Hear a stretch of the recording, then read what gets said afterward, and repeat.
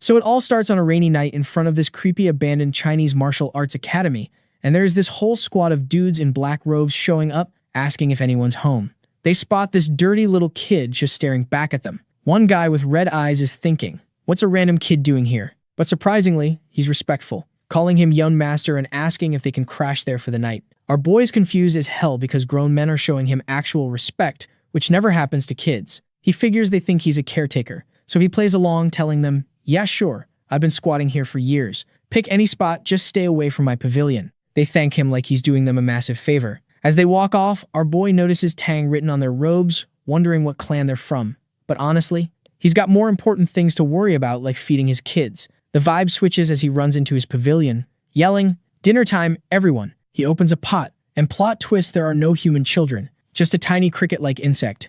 Then he opens another pot, a black earth tiger tarantula native to China that grows up to 20 centimeters with sick black tiger stripes. He feeds it with chopsticks, calling it Blackie, saying he couldn't survive without these little guys. He's amazed this spider that used to be fingernail size has already molted twice and gotten huge. After Blackie eats, he opens a drawer in it, an orange lizard with white stripes, and folks, now it's time for some backstory so we can know why this waste of oxygen has weird kinks. Our boy thinks about his past life, saying how these creatures were impossible to get because he couldn't import them, but now they're everywhere. His whole life revolves around watching these creatures, and honestly, he's living his best life, or at least that's what he thinks. But as he's feeding the gecko, this ungrateful bastard bites him and won't let go. He's shaking his hand, and this triggers a flashback. Turns out, before ending up in this kid's body, our boy was a streamer, not just any streamer, but one with 1 million subscribers. He went by Spicy Fabry and was a professional biologist specializing in venomous insects and animals, until his 1 million subscriber celebration stream where he decided to feature the 10 most dangerous vipers in the world, the crown jewel, the black mamba, the most aggressive snake out there. He traveled to Africa to find one, and during the stream he's explaining how difficult it is to locate, saying he needs a break. His chat's supportive, but then viewers start spamming warnings that the black mamba might already be in his house. And they were right. The snake was chilling on top of his refrigerator the whole time. During the live stream, it strikes and bites him. Game over. Our boy died on camera. Back in the present, he's frowning about that messed up death. When there's a knock, it's one of the elderly guys inviting him to dinner. At first, our boy is like, "Dude, go away. Let me play with my animals." But then he mentions they caught a deer. As he heard that, our boy's eyes lit up because he loves meat, and up until now, he's only been eating snake and lizard meat. He accepts instantly and joins them outside, where they've got a bonfire with a deer roasting. The elder notices him drooling and says the deer needs more time, and then asks if he can ask him a question. The elder asks if he lives alone and how old he is. Our boy's not sure, 14 or 15 maybe. The elder is like, "Don't you know how old you are?" Hearing that, our boy fumbles and makes up a story about hitting his head and not remembering much, and then changes the topic and tells him how he stays alone, saying he's got no special talents, just catches snakes and sells their skins to survive. The elder's shocked he's doing something so dangerous, but our boy shrugs, saying he's used to it. Just then, the old man brings cooked meat, and when our boy bites into it, you can see pure happiness on his face. The old men watch with warm smiles and tell him to keep eating, while they explain they're searching for something, asking if he's seen anything unusual. The old man then looks at the other dude and says they should tell him the truth since they owe it to the kid and he probably won't understand anyway.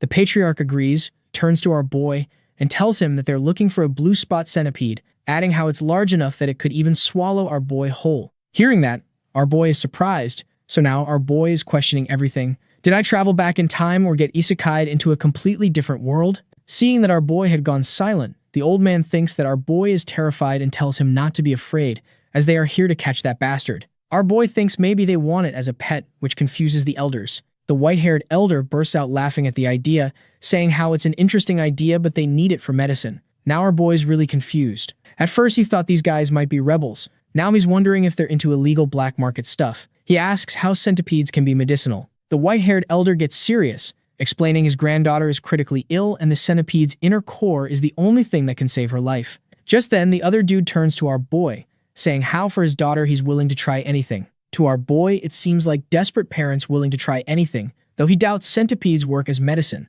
But he understands parents will go to insane lengths for their kids. Feeling sympathy for the dying girl and grateful for the meat, he decides to help them. He starts talking about centipedes and the patriarch immediately asks if he's seen it. Our boy says no, but explains that while he might not know what a blue spot centipede is specifically, he might know where to find one. Because despite dying from a snake bite, Spicy Fabry was an absolute expert on venomous creatures.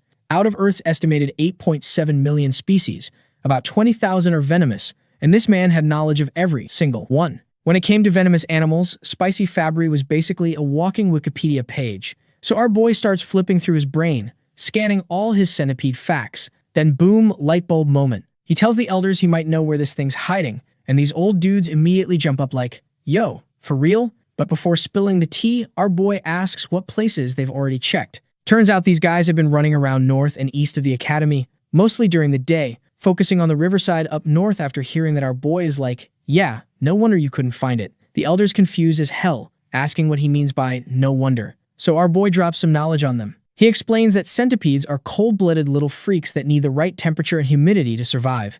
But unlike most bugs that are basically waterproof, centipedes have these pores in their shells that make them terrible at staying dry. So despite what everyone thinks, these things hate being soaked. They need humidity but can't stand getting wet, yet they also can't survive without water nearby. It's this whole complicated relationship. Because of all that BS, the blue spot centipede isn't going to be chilling in some jungle or by the river. The elders are shook because they've always assumed centipedes loved hiding in rotting wood and wet cracks. Our boy's like, yeah, the tiny ones do, but we're hunting a big boy here. Large centipedes can't just vibe in jungles or by river rocks because there's nowhere for something that massive to hide. The elders look at each other, nodding like, damn, that makes sense. They ask where they should actually search, and one even promises a fat reward if they find this thing where our boy says it'll be. Our boy smiles and points west, telling them to check the Rocky Mountains over there. Centipedes love napping under warm rocks during the day and come out at night. Cut to a few days later at the Rocky Mountains. The patriarch is standing on top of a rock looking stressed as hell.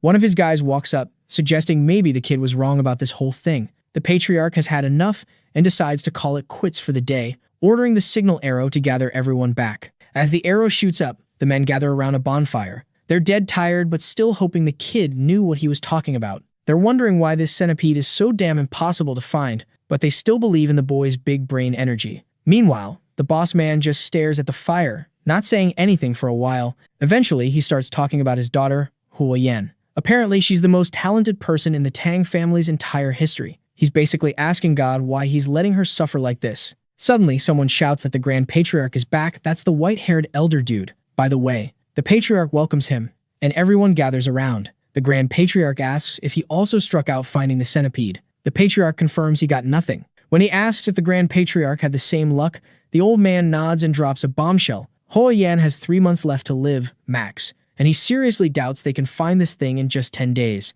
The Patriarch suggests checking south tomorrow since they haven't looked there yet. The Grand Patriarch agrees, mentioning how weird it is they haven't found any traces. This makes something click in the Patriarch's brain. He starts laughing, saying he can't believe he missed something so obvious, and then he says how they're actually in the right place. The Patriarch's confused, asking what the Grand Patriarch noticed.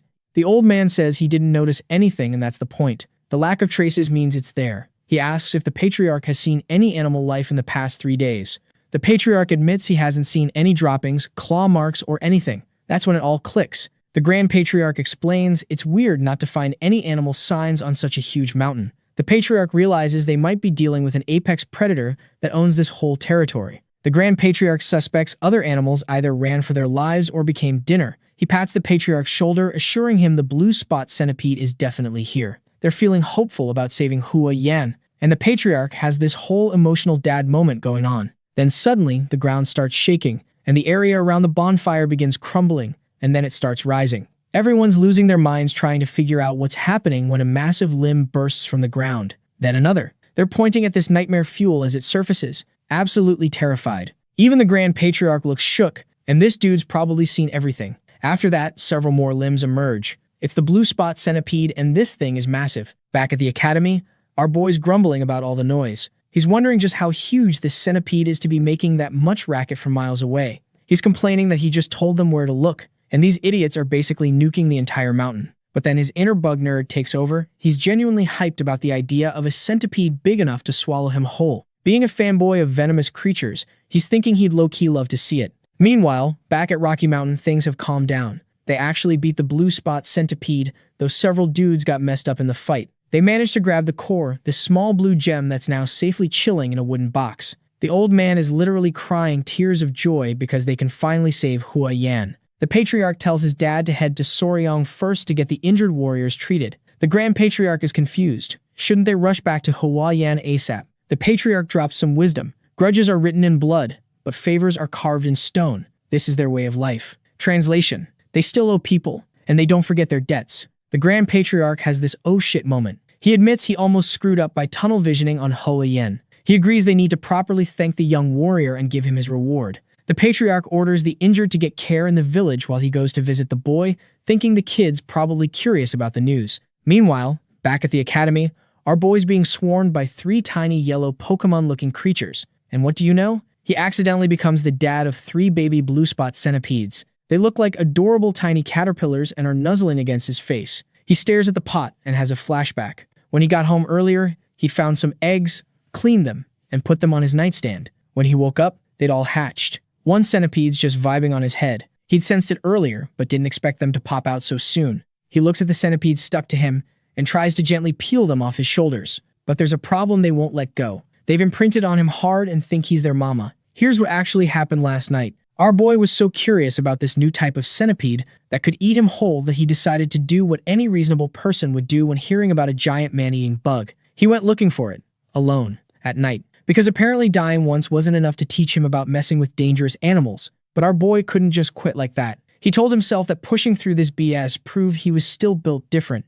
even after everything he'd been through. Driven by pure curiosity, he kept searching for the centipede's lair. Then in a moment of frustration, he accidentally kicked some random bug, lost his balance, and his torch went flying. His first thought: please tell me those eggs are okay. Thankfully, the 3 eggs he found were still intact. He was low-key relieved the rain had stopped, or he might have lost all of them. Realizing he needed to bounce ASAP, he stood up to head back and clean the eggs properly. He secured them at his waist and literally talked to them like, "Don't worry, little guys, I'll give you a proper bath soon." Back in the present, even though he didn't get to see the actual living blue spot centipede, he was just happy he saved the eggs. He asked the little centipedes clinging to him to give him some personal space. He knew they wouldn't need to eat until after their first 2 molts, so feeding them wasn't an issue yet. But having them stuck to him 24/7 was getting annoying as hell. Then he got a brilliant idea. If he went into the water, maybe they'd finally let go. With a smirk, he decided shower time was happening. The little centipedes probably had no clue what that meant, but one of them literally shivered like it sensed incoming doom. A few hours later, the Patriarch rolled up to the academy. He walked up to the pavilion, knocked on the door, and called out, asking if the young warrior was inside, but no one replied, so he waited for a bit, then reached for the doorknob and just let himself in. Inside, he saw herbs, jars, and medicine everywhere, making him wonder if the kid was some kind of healer. Then it hit him how rude it was to just walk into someone's place uninvited. He decided to come back later, but then he heard rustling coming from one of the pots. His curiosity got the better of him. He turned back and opened the pot. Surprised, there's a spider chilling inside. Now he's really curious. He starts opening drawers and finds a gecko, checks another pot beetles. There are also some eggs and dried snakes scattered around. The elder's mind is blown. He can't believe this young warrior is out here breeding venomous animals and their babies. Even their Tang clan, who are literally famous for handling poisonous creatures, only managed to extract venom. They never figured out how to breed them like this. He realizes that saving his daughter's life was just a small stroke of luck. The real jackpot was meeting this young warrior. Yep, bro, just marry your daughter to him. Just then, our boy appears and greets him, immediately noticing the elder's bandaged arm and looking concerned. The elder waves it off, saying it's nothing serious. He starts to tell Soryong something important but stops dead in his tracks, sensing some seriously bad vibes. And what do you know? He was right, because in the next moment there's a massive explosion at the entrance behind our boy. Slowly, a silhouette emerges from the smoke, stepping forward. It looks like a straight-up ogre with one eye and the entire left side of its face burned to hell. The elder instinctively shoves our boy aside, screaming at him to run. Our boy is completely confused and freaking out. The monster lets out this nightmare-inducing roar and gets into an attack stance. It moves fast, swinging its hand at them. The elder blocks the attack with his good arm, and you can see the pain on his face. The monster then pushes him back hard, sending him flying. The elder coughs and spits out blood, realizing this monster's strength is on par with his father's. He screams at Soryon to run again, but nah, as the smoke clears, we see our boy being choked and lifted off the ground by the monster. Our boy's coughing and struggling while this freak laughs like a maniac. The monster starts taunting them, saying he heard the Tang clan came to Hannan, so he came out for a hunt, but he didn't expect to find the son of the Poison King alone and injured. The elder responds that he doesn't know who this ugly bastard is and demands to know why they're being targeted. The monster asks if the elder seriously can't recognize him by his jacked up face and fighting style, introducing himself as Bloodhand Rakshasa Unyang. He reveals that the elder's father was responsible for turning him into Freddy Krueger. The elder's eyes widen, recognizing the name. He recalls that Eun-yang had been hit by a poison palm technique and fell off a cliff. Everyone thought he was dead, but nope, this cockroach survived. The elder desperately pleads for him to release Soryong, offering his own life instead. But Eun-yang's like, nah, I'm good, saying how he had vowed to kill anyone associated with the Tang clan. The elder internally curses this demon. Eun-yang shows zero intention of letting our boy go. Our boy's face is turning pale from lack of oxygen. Eun-yang laughs and declares he's about to die. Soryong begs for mercy. He's literally on his last breath. Then suddenly, 3 pairs of fierce little eyes appear in the darkness. The baby centipedes launch themselves onto Eun-yang's arm. They were like, it's their time to shine, baby. These tiny but vicious centipedes start attacking and biting him all over. Eun-yang's confused as hell about these centipedes and drops our boy. He's furious, shouting how even though these tiny bastards are venomous, they can't harm him. Then suddenly, his neck turns purple, and he starts coughing up blood, collapsing to the ground in pure agony. Our boy's shocked and confused, watching this dude just die right in front of him. He scrambles away and asks the elder if that guy was actually a bad person. The elder, who just witnessed everything, is absolutely stunned, his jaws on the floor. But then he breaks into this huge grin, realizing the young warrior is way more than just a guest. The elder is thinking to himself that this kid definitely needs to become part of the Tang clan. Like, it's not even a question anymore. Cut to a few days later, and we see Sichuan tending to the elder, placing a wet cloth on his forehead. As he rests, the elder thanks him. Sichuan's like, instead of thanking me, why don't you tell me where your boys are so I can check on them? But then he realizes he can't just leave the elder alone, and they can't exactly call a doctor either without raising suspicion. The elder tells him not to worry, saying he'll be fine with a few days of rest. Our boy's absolutely amazed at how chill this dude is after getting his ass handed to him. He tells the elder to stop acting tough when he's literally in critical condition. The elder responds that he's fine because he's a martial artist. Sichuan's completely lost and asks if martial artists are the type who fly around shooting fireballs and stuff. The elder chuckles and explains that not everyone can do that, but yeah, that's one way to describe it. Our boy's mind is blown. It's yet another reminder that he's genuinely in a different world now. Otherwise, a centipede the size of a house wouldn't make any damn sense. The elder says he owes his life to Sichuan for saving him. Despite his busted-up condition, he properly introduces himself as Tang Cheolsun of the Tang clan. Finally, our boy introduces himself too. His name is Soryong. Cheolsun notes that So means small and Riang means dragon, thinking it's a solid name. Cheolsun mentions he's got a ton of questions he'd like to ask. Soryong tells him to fire away. Cheolsun asks if the centipedes crawling on Soryong's body are venomous. Soryong gently rubs one of the little guys on his belly and confirms, yup, they're blue spot centipedes. This makes Cheolsun sit up so fast despite his injuries. He's shook, asking if Soryong actually tamed them, and how the hell he managed to pull that off. Cheolsun also mentions that while waiting around, he noticed other venomous creatures and wonders if Soryong's raising those too. Soryong says it's a long story and asks if Cheolsun's okay with hearing it. Cheolsun's like, I got time. So Soryong starts explaining, beginning with the blue spot centipede eggs. When he finishes, Cheolsun asks for confirmation that Soryong raised them from eggs. Soryong nods, saying he could roughly predict when they'd hatch. To Cheolsun, this is absolutely mind-blowing. How did our boy pull off such an insane feat? Soryong tells him to hold up for a second. He goes to one of his drawers, grabs 2 lizards, and proudly shows them to Cheolsun like a proud parent. The first lizard has a brown body with yellow stripes and white stripes on its tail, just a regular striped lizard. Then there's the other one. By breeding lizards with larger white stripes on their tails, he created one with a brown body and a completely white tail, no stripes at all. Cheolsun asks if Soryong's saying he bred that color pattern himself. Soryong blushes and happily confirms it, saying he thought it looked pretty. Cheolsun regains his composure and asks the real question. If Soryong could pair ones with strong poison to create an even more venomous breed. Soryong goes huh in his head. He thinks about it and says theoretically, yeah, it's possible. He explains that if they knew which ones had stronger poison, it could probably be done. He's still talking when Cheolsun explodes with excitement, shouting, really? That's possible? Soryong's taken aback by how intense this elder's reaction is. Cheolsun immediately starts begging him to join his family. So now Soryong's completely confused. He's like, what are you saying, old man? But Cheolsun goes hard on the sales pitch, promising that if he joins, they'll teach him all their martial arts,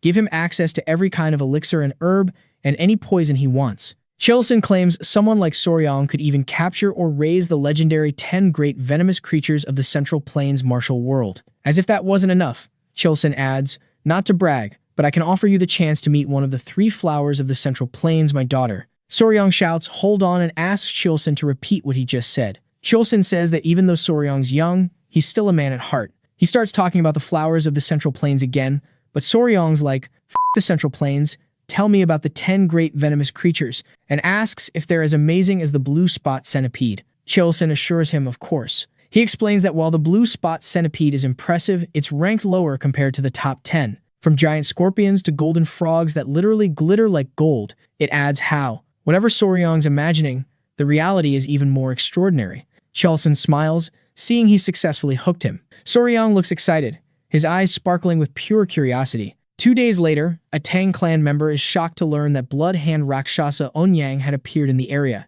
Chilson explains that Eunhyang had been hiding out and refining his martial arts, reaching a level close to the patriarch's father. The Tang clan members realize that if the patriarch had sent such a powerful dude to his death, he might have reached the legendary realm of 10,000 poisons. They start congratulating him. The patriarch stops them, saying he didn't achieve that. He reveals it was actually Sichuan who defeated Eunhyang. The Tang clan members are absolutely stunned. One member immediately grabs Soryang's hand, thanking him for saving the patriarch of the Sichuan Tang clan. They ask if he's some ancient elder who underwent rejuvenation or something. Soryang's just confused as hell. Seeing this, the elder asks Soryang to demonstrate. The Tang clan members understand what's about to go down. Soryang taps his chest, calling out to his little companions. The Tang clan members watch as Soryang's clothes start rustling and 3 adorable centipedes peek out, making everyone gasp. The little creatures crawl into view. The patriarch explains they're blue spot centipedes and that these tiny babies took down Eunhyang. The clan members are amazed by the poison's potency.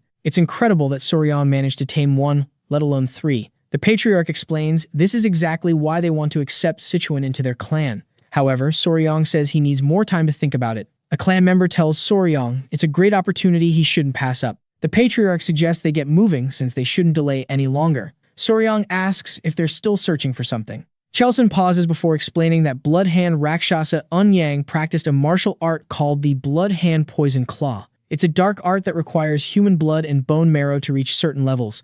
Soryang finds that extremely unsettling and disturbing. Chilson continues, saying that if Eunhyang left behind any secret scrolls or disciples, they need to deal with it to prevent future threats and make sure such cruel martial arts never come back. Plus, they need to rescue anyone who might have been captured as a victim. The patriarch asks if Soryang would help them out since he's familiar with Hannan Island's geography. Soryang looks thoughtful. He considers it carefully. Joining the Tang clan means a lifelong commitment. It's like checking out the company culture and the boss's character during an internship before signing the contract. Soryang agrees to help once the patriarch's recovered. They praise him for making the right decision. Soryang replies that helping means saving lives, so of course he'll assist. In his mind, though, he's planning to use this opportunity to learn more about the Sichuan Tang clan. After all, skilled workers always evaluate their potential employers before committing, right? It took the old man 3 whole days to recover, so to accommodate him, the group decided to stop at some random village near this abandoned martial academy, so in the meantime they decided to track down Tak Eunhyang.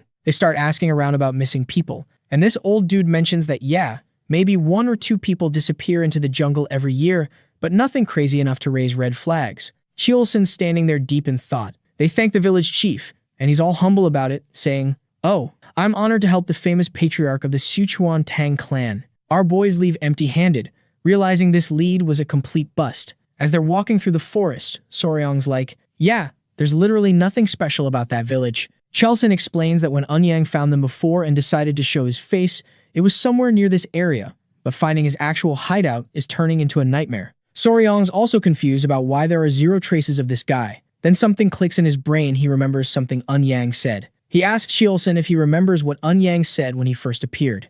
Chilson's like, "Bro, I got smacked into next week by his attack. I don't remember shit." Soryang reminds him that Eunhyang mentioned hearing that the Tang clan had come to Hannan, meaning someone snitched on them. So simple solution, they just need to backtrack through all the places the Tang clan visited in Hannan. Soryang suggests they use Eunhyang's portrait and start asking around. The others are looking at Soryang like he just discovered fire. They're impressed as hell. If Eunhyang really did get tipped off by someone who spotted the Tang clan, this should make things way easier. They immediately set off. They arrive at this new village, and the vibe is straight up depressing. One of the Tang clan members reports that based on intel from the port, this should be the place.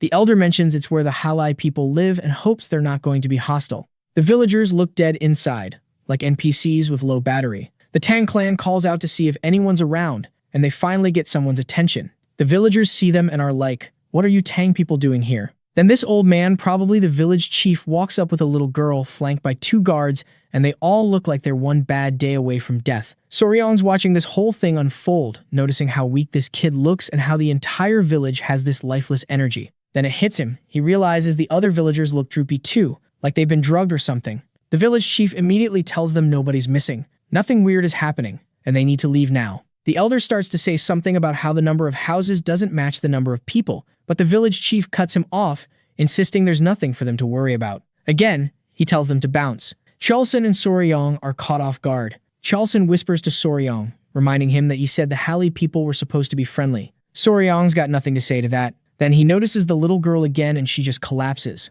Everyone freaks out. The village chief grabs her, cradling her in his lap with tears in his eyes. He's begging her not to leave him because she's his only family left. He can't handle watching another person get sick and die. Chulson steps up and tells the village chief he's got some medical knowledge and asks if he can help. The village chief's like, "Central Plains Medical Arts?" Chulson confirms and explains that while he's not a full physician, he knows enough and wants to examine the kid. The village chief lets him. Then he decided to tell them the truth that there's a plague running through the village, killing children and making healthy people suffer. Chulson promises to do everything he can. The village chief is super grateful and tells his guards to stop standing around like statues and actually guide these people inside. They all rush toward the house. Soryong asks one of the Tang clan members if the elder actually knows medical stuff. The guy confirms it, explaining that since the Tang clan's martial arts involve poison, they have to be good at medicine too. Martial arts start with understanding your own body, so medical knowledge is essential. Soryong originally thought they were just an assassin group that used poison to kill people. He's thinking that if he joins the Tang clan, maybe learning medical arts would be better than the scary poison stuff. But then the guy casually adds that sometimes they capture bad guys, inject them with poison, and just watch what happens. Soryong's face is priceless. He's basically realizing they do human experimentation. The more he thinks about it, the more freaked out he gets. Cut to a few hours later, and the whole village looks abandoned. The streets are empty as hell. Cheolson did his initial scan and told the village elder that he transferred some of his energy to stabilize the girl's breathing. The village chief is thanking him like crazy, begging him to save his only granddaughter. Cheolson mentions something weird about her pulse and asks if she was born with a weak heart. The village chief explains she's been sick for half a year, and she's not the only one. Other villagers have this mysterious disease too. That's why he tried to kick them out earlier. Cheolson offers to provide some good heart medicine and asks for all the villagers to be gathered so they can try treating everyone. The village chief is overwhelmed with emotion, thanking him over and over. Soryong's watching Cheolson closely, probably impressed. Later that night, one of the Tang clan members is walking with the patriarch, acknowledging how hard he's been working treating patients. The patriarch thanks him, and Gu Pei asks about the symptoms. Cheolson explains their really unusual lethargy, swollen eyes, light fever, and irregular pulses. The severe cases all have heart problems. Cheolson asks where Soryong is, and Pei says the kid's probably exhausted from helping all day and fell asleep. He left him in his room. Cheolson agrees, noting that Soryong's been following them around without any martial arts training, so of course he'd be wiped out. Cheolson decides to check on him. He then steps inside and finds Soryong sleeping like a baby on the bed with his 3 centipedes chilling in a basket. He raises his hand towards Soryong and slaps him awake. Cheolson's glaring at him hard. Soryong's confused as hell about the sudden violence and instinctively backs away, holding his stinging cheek. He grits his teeth, getting pissed, and demands to know why the hell Cheolson just slapped him. Soryong's completely shocked, holding his face trying not to cry. He starts whining about how much it hurts. The elder apologizes, saying there was a bug on Soryong's face and he was trying to catch it. Soryong's looking at him like, "Yeah, right, you just wanted to slap me." So Cheolson starts explaining how when he came to check up on him, he spotted this bug chilling on his face. Since there are tons of venomous insects around here, Cheolson thought it was too risky to leave it, so his hand just moved on its own. He shows Soryong the bug, and damn, this thing is huge. Soryong's eyes go wide seeing it, and then his brain kicks into overdrive. He asks Cheolson to confirm something even though the patients had different symptoms. They all had irregular heartbeats, right? Cheolson confirms it. Soryong's face lights up because he just figured out what's been killing everyone in this town. He points at the bug and tells Cheolson that it's a kissing bug. And before you ask, yes, it's actually called that because these creepy bastards bite around your eyes or lips while you're sleeping, sucking your blood quieter than a mosquito. That's why they're also called vampire bugs or assassin bugs. But the bugs themselves aren't venomous. It's what's inside their stomachs that'll mess you up. They're full of nasty parasites, and when they bite you, you can get infected through their shit, which gives you trypanosomiasis, also known as Chagas disease. And it's the 7th most deadly disease to humans. Soryang asks the village chief if the village dogs have been showing similar symptoms, like running out of breath easily. The chief confirms it and asks if the bug's really responsible. Soryang says absolutely. The chief's voice cracks as he asks if this means they can save his granddaughter. Soryang says, yeah, with the right medicine, it's possible. As he said that, Chilson starts grinning. He asks Gu Pei for his opinion, and Gu Pei's like, yep, this is Sichuan's true value right here. Soryang notices them exchanging looks and is confused as hell about what's going on. They remind him that they're from the Sichuan Tang family. Soryang looks even more puzzled, and Chilson repeats it. In his head, Soryang's thinking, so what? What does that have to do with anything? Chilson explains the concept of gu, basically venomous parasites or witchcraft created by evil bastards in China. These psychos use bugs to inflict pain or straight-up mind control on people. Soryang's blown away hearing this. Chilson agrees it sounds insane, but points out that many martial artists have been killed by gu or forced to do horrible things like murdering their own families or becoming slaves to these evil men. That's why so many people have been desperately searching for an antidote to counter gu. Chilson explains they're talking about cures that either expel the gu from your body or dissolve and kill it inside you. Soryang's starting to connect the dots. Then Chilson asks the obvious question, who do you think would succeed in creating such a cure? And he proudly declares that of course it was the great Sichuan Tang family. He assures everyone that if they've got a remedy that can dissolve a fist-sized worm inside someone's body,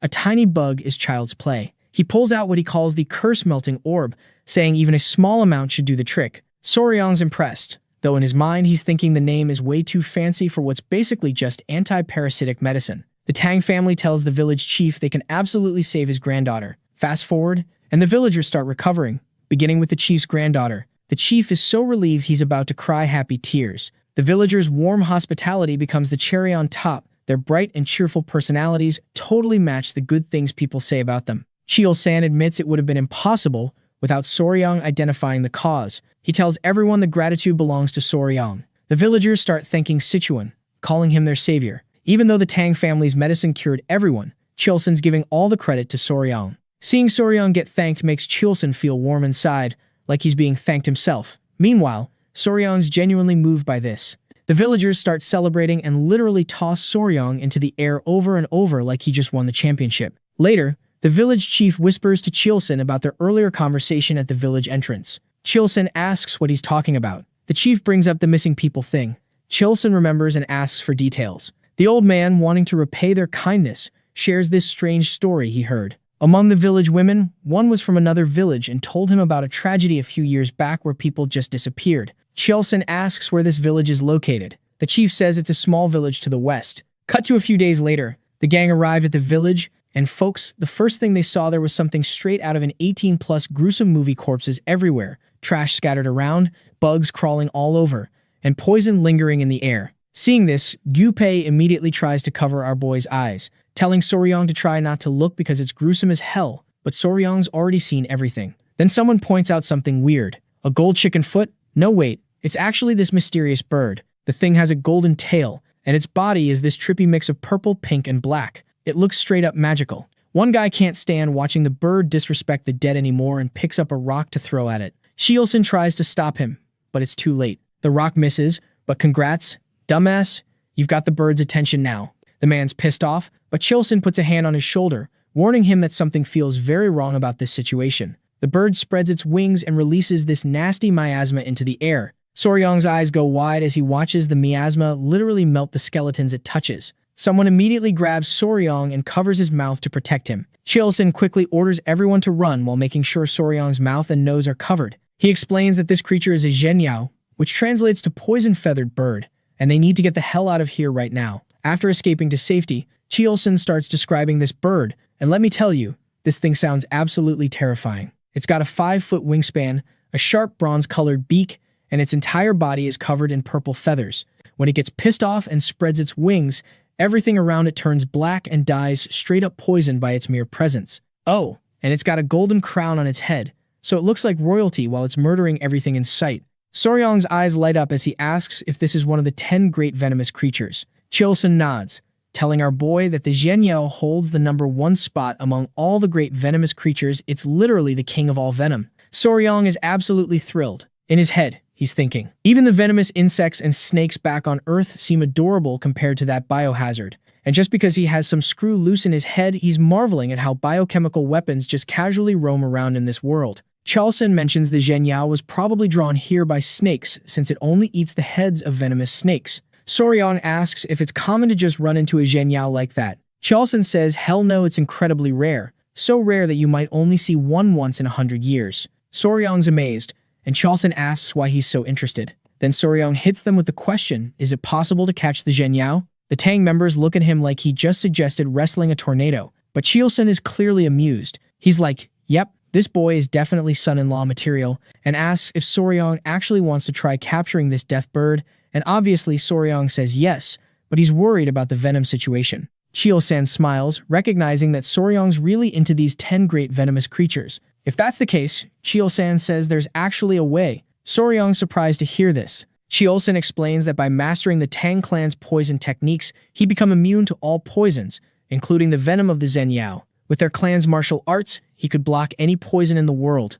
Then Chio-san pulls the classic manipulation move. He says they don't teach their techniques to outsiders, and even as patriarch, he can't break this rule. Soryong immediately takes the bait and eagerly asks if joining the family would let him learn these techniques. He also asks if becoming immune to poison would really let him handle the Zhenyao's venom. Chalson reassures him with a smile. Of course it would. He promises that if Soryong agrees right now, he'll teach him everything and nurture his talents. But then he adds the pressure, saying that if Soryong takes too long to decide, he might hesitate as well. Feeling the heat, Soryong immediately agrees. He starts asking for Chilson's guidance and switches from calling him elder to patriarch. This clever bastard has a playful smile on his face, acting like he didn't just finesse Soryong into joining. Cut to a few days later, they find signs of Unyang and a cave footprints and everything. They call the leader over and hand him a notebook they found. Chilson looks through it and confirms it's the secret technique of the blood poison claw. Soryong feels uneasy because the whole thing is written in blood, which is creepy as hell. Chilson decides it's time to leave.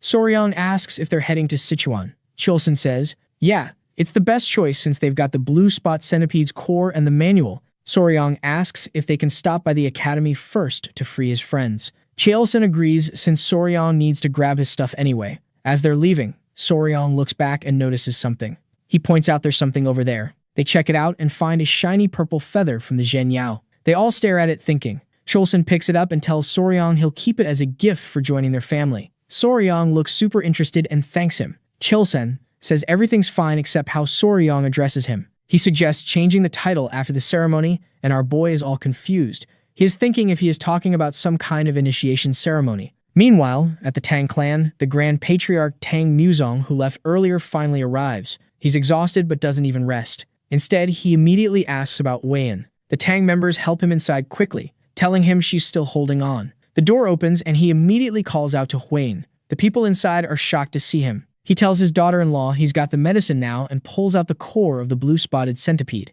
Seeing his success makes the daughter-in-law cry. They get ready to give her the medicine. Muzong feels sad seeing her in pain, thinking it was a close call, and he's glad he rushed back. The daughter-in-law urges him to give the medicine right away. Muzong helps his granddaughter take it, and a blue glow surrounds her. Muzong checks her pulse with his finger. They're all hoping she'll open her eyes, watching and waiting. Meanwhile, Soryong's feeling exhausted. He'd heard the Central Plains were vast, but didn't expect them to be this big. From Hannan, they took a boat to Hanggu, then passed through Nanjing after a journey lasting over a month and a half. Finally, they arrive in Sichuan.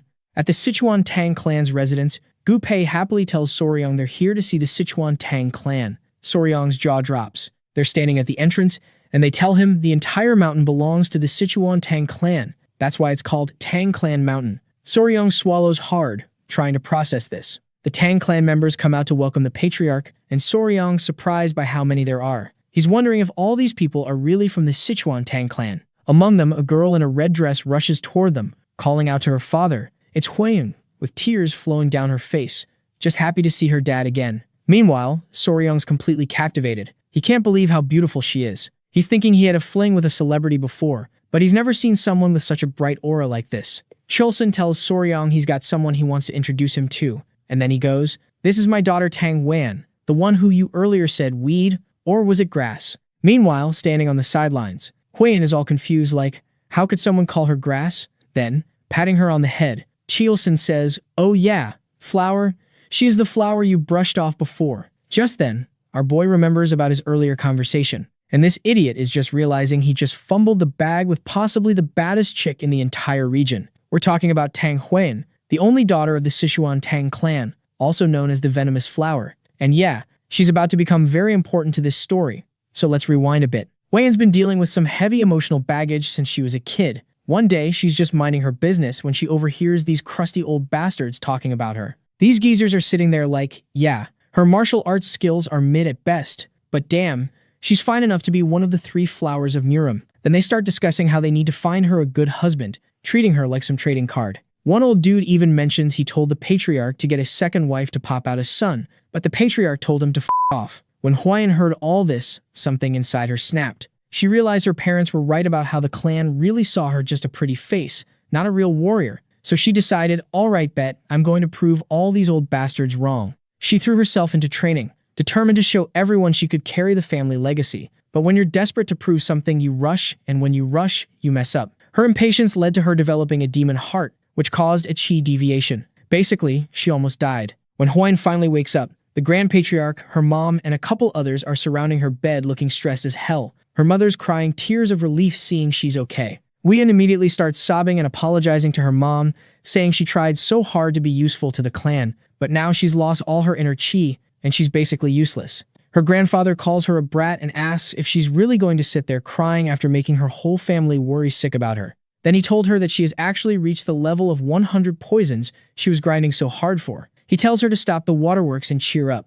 Huan's confused as hell and looks at her aura, which is literally glowing. She's like, "Grandpa, what the hell is going on?" The Grand Patriarch grins and says he's got a story for her about some mysterious young warrior who not only saved her life but also blessed her with the inner chi of 1,000 poisons, not just 100. Cut back to the present, and Huan's asking about that whole weed comment. Our boy Soryong is standing there looking like he wants the ground to swallow him whole. He's internally screaming at himself for calling Chilsin's daughter a weed because he was too busy fanboying over the 10 great venomous creatures story. The cringe is eating him alive. He tries to play it off, saying the patriarch's taking the joke too far, and tells her it's nice to meet her. Meanwhile, all the clan members are standing around grinning like they're watching their favorite rom-com unfold. Soryong introduces himself properly, mentioning he heard she was sick, and he's glad to see her looking healthy. Huan introduces herself as the Venomous Flower and thanks him for saving her life, promising she'll never forget his kindness.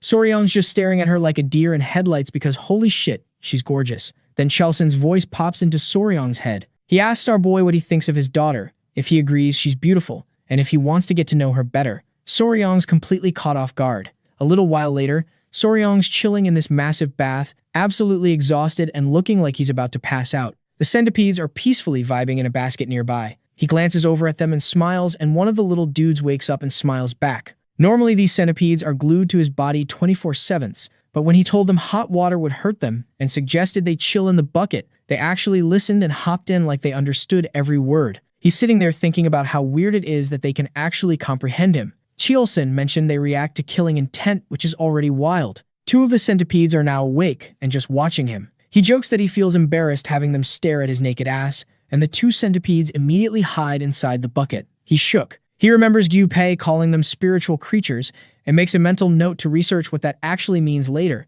but he can't calm down because of what Chilsin said earlier. He knows he needs to bounce soon. Meanwhile, at another pavilion, the whole family's gathered the Grand Patriarch, Chilsin, his wife, and Huan. Chilsin announces he's giving our boy the East Wing room. For context, this is the room traditionally reserved for married couples. The Grand Patriarch asks if Soryong is really that talented, and Chilsin nods, saying at first he thought they just got lucky meeting him. But nah, this kid is the real deal. He starts gassing up our boy, explaining how he's got insane knowledge about venomous creatures. He straight up killed Eun-Yang, encountered legendary spiritual creatures like the poison-feathered bird, and even hatched blue spot centipede eggs himself. The Grand Patriarch's like, damn, you really found a gem. Then they all turn to look at Huan. Chilsin told her that he wants Soryong as his son-in-law and asked his daughter what she thinks. Huan processes what he just said, realizes what's happening, and goes silent. She's thinking about how she has the 1,000 poisons constitution now and needs to prove she's valuable to the clan. She tells her father she's a member of the Tang clan,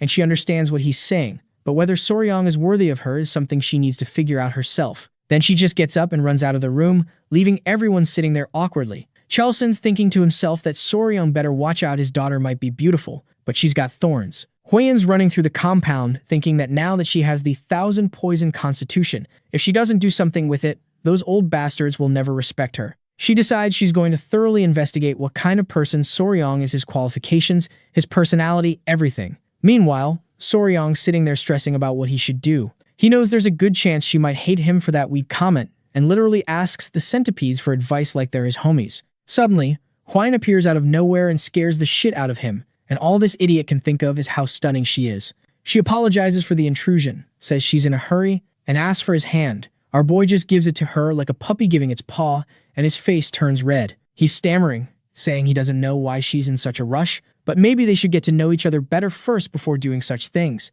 He's shyly mentioning there's an order to how relationships work. Wayne's confused, asking what the hell he's talking about. Then it clicks for her what he's implying, and her face turns as red as a tomato. She's like, that's not what I meant. So now there's this awkwardness between them. Weem's panicking inside, trying to clarify that it's not what he's thinking, she just wanted to check his pulse. She admits her sudden request probably came off weird. Meanwhile, our boy is standing there looking like he wants to disappear into the floor from embarrassment. She sits down next to him, apologizing for popping up out of nowhere and being rude. She tells him that yeah, he's young and technically not even of age yet, but he seems mature enough, so she's going to explain what's actually going on. She starts talking, and Soryong's listening closely. From what he's hearing, this sounds like some medieval drama. As the only direct descendant, Huiyan's constantly dealing with the branch families, scheming and plotting to make sure the main family line continues. The elders are trying to find a capable son-in-law, and they're even calculating how Soryong's entire status would change if he married into the family. Huiyan apologizes in advance because there's something she needs to confirm about him. She tells him that even if things don't work out between them, she's not going to treat him like garbage. She sees him as her savior, and wants to treat him as either an honored guest or like sworn siblings if the marriage thing doesn't happen. Soryong extends his hand and tells her he gets it, so she can check whatever she needs to check. She takes his hand and places her fingers on his pulse. This blue aura starts glowing around her, and she begins explaining that the Tang clan's martial arts aren't something any random person can just learn. Some people's bodies can accept toxins and master the techniques, while others straight up can't. That's why their poison techniques require you to gradually adapt to poisons as your internal energy grows. You have to accept them all to achieve true mastery. The poison system has tiers. It starts with 5 poisons, then 10, 100, 1,000, and finally 10,000 poisons. After checking his pulse, she tells him the good news: his body can learn poison techniques. The bad news? He's only at the 10 poisons level. Now, having a 10 poison body is actually pretty impressive, especially for someone who wasn't born into the Tang clan. But Soryong's sitting there looking shocked as hell. Huiyan continues, explaining that in terms of skill level, this would place him at first-rate martial artist status, basically the highest level someone without natural-born talent can reach. She decides to take her leave after dropping this info bomb. As she walks away, Soryong's thinking about this whole 10 poison body thing and his face goes pale. He's realizing this might mean he can't catch Zhen Yao, and for our boy, this is actually a serious crisis. Cut to a few hours later, Huiyan steps out of the bath looking absolutely stunning, but ever since she absorbed the blue spot centipede's inner core, her body's been giving off this weird smell, even though she bathes multiple times a day. As she's getting dressed, she's wondering if this is some kind of karmic punishment for being ungrateful to the person who literally saved her life. Meanwhile, Soryong's knocked out, deep asleep. In his dream, someone's thanking him for his kindness. It's Huiyan, or at least she looks like Huiyan. He asks if he's dreaming. Huiyan tells him it might feel like a dream, but it's not. She explains she borrowed the appearance of the girl who consumed her inner core as not to scare our boy. Then she introduces herself as the mother of the blue spot centipede. Soryong's brain is struggling to process this just then. 3 little girls approach him, and he figures out these are her babies in human form. He asks how the hell she's appearing in his dreams. She explains that she was killed without mercy, leaving her children behind, and her grudge was so strong it reached the heavens, causing her spirit to linger in the inner core. She adds that while she was cursing from inside Huiyan's body, a chance to resolve her grudge showed up when he brought all her children with him. Soryong realizes he unintentionally played a part in the blue spot centipede's death. He didn't mean to, but he feels guilty as hell about being involved. She asks if he can fulfill one request for her, so naturally our boy agrees immediately, promising to do whatever she needs. She requests that he take care of her children until they're fully grown. Soryong's confused because centipedes are supposed to become independent after molting twice from their mother's body, right? The mother centipede explains that is correct for the regular centipedes, but for giant ones like her, their offspring are dependent on the chi from the mother's inner core until they shed their shells twice. After that, they need the true chi of other beings to keep growing. Soryong asks if this means the babies need to stay with Hwaeun since she consumed the inner core. The mother centipede reveals some wild information. She cursed Hwaeun so her body would emit a foul odor, making sure no man would approach her and she'd never have children. And now she's offering a deal. In exchange for lifting the curse, her children can absorb the chi from Hwaeun's inner core. She even says that this might help our boy win her over. Soryong thinks about it for a second, then smiles and says that doesn't feel right to him. He doesn't want to take advantage of Hwaeun's situation. The mother centipede's impressed by his honor and asks how he plans to tackle this challenge then. She points out that Hwaeun's looking for a strong man, and she can't just hand him the inner cores of the 10 great venomous creatures. This sparks an idea in Soryong's head. He asks the centipede to trust him. He assures her he'll handle it and everything will work out. The next day, Soryong and Hwaeun are sitting side by side. Hwaeun now knows that the smell coming from her body is because of the blue spot centipede's inner core, and that if she attaches the centipedes to her body every few days to let them absorb the chi, the smell will naturally fade away. Hwaeun doesn't hesitate but asks if he's really okay helping her without expecting anything in return. She knows he could easily demand compensation for this. Soryong smiles and says he can't bring himself to exploit a woman's difficult situation. He refuses to be that shameless. Hwaeun's surprised as hell by his response. She feels guilty and says she can't keep accepting his kindness without giving something back and told our boy that from now on she will start taking her father's words more seriously. Seeing her all hyped up, Soryong mentions he's been thinking too. He recalls when she said he had a poison body of 10 and could only absorb 10 types of toxins, and that got him thinking, if he could only take in 10 types of toxins, then he should aim to fill those slots with the toxins of the 10 most venomous creatures in the entire Central Plains. But Hwaeun interprets Soryong's ambition completely differently. She thinks he wants to become the strongest under the heavens for her sake, which makes her blush hard. For Tang Hwaeun, known as one of the 3 flowers of Murim and the venomous flower, this is the first time a man has ever made such a bold gesture toward her. Our boy's out here accidentally rizzing her up without even trying, and she's falling for it. Still blushing, Hwaeun asks Soryong if he even gets what he just said. Our boy's completely lost. Like, what'd I say? Hwaeun's trying to explain that the path he's talking about is insane and ridiculously hard. This could take 10 years, 20 years, or hell, maybe his entire damn life to pull off. Soryong's face drops. He's thinking, wait, that long? Seriously. Meanwhile, Hwaeun's face is still red as she points out he's only 15 right now. She tells him in 3 years, when he's old enough to get married, if he manages to catch even one of those 10 legendary poison beasts, she'd be genuinely impressed. Then she gets all shy and says that if he pulls it off, there might be wedding bells in their future. After dropping that bombshell, she hypes him up and bolts, completely embarrassed. Soryong standing there like, what the hell? And calls after her. She turns back, asking what's up. He tells her to come back so he can finish treating her and chill for a bit longer. She awkwardly returns. He reassures her it's all good since the baby centipedes won't bite. He gathers his little centipede babies and tells them to go to their mom instead of their dad. Hearing mom and dad makes Hwaeun's face go nuclear red. She's like, why are you saying it like that? Soryong quickly backpedals, nah, he's just talking about the centipedes, relax. Meanwhile, Chulsun, his wife, and Muzong are having a meeting about the situation. They're discussing how Soryong's insane talent apparently still hasn't won Hwaeun over. Muzong asks if they saw the two this morning. It looked like something was going down between them. Hwaeun's mom notes it seemed like Hwaeun rejected him. The dads are sitting there processing this. Muzong says forcing a marriage is a trash move, and they should let feelings develop naturally. Hwaeun's mom suggests putting Hwaeun in charge of Soryong's martial arts training so they can spend more time together and bond.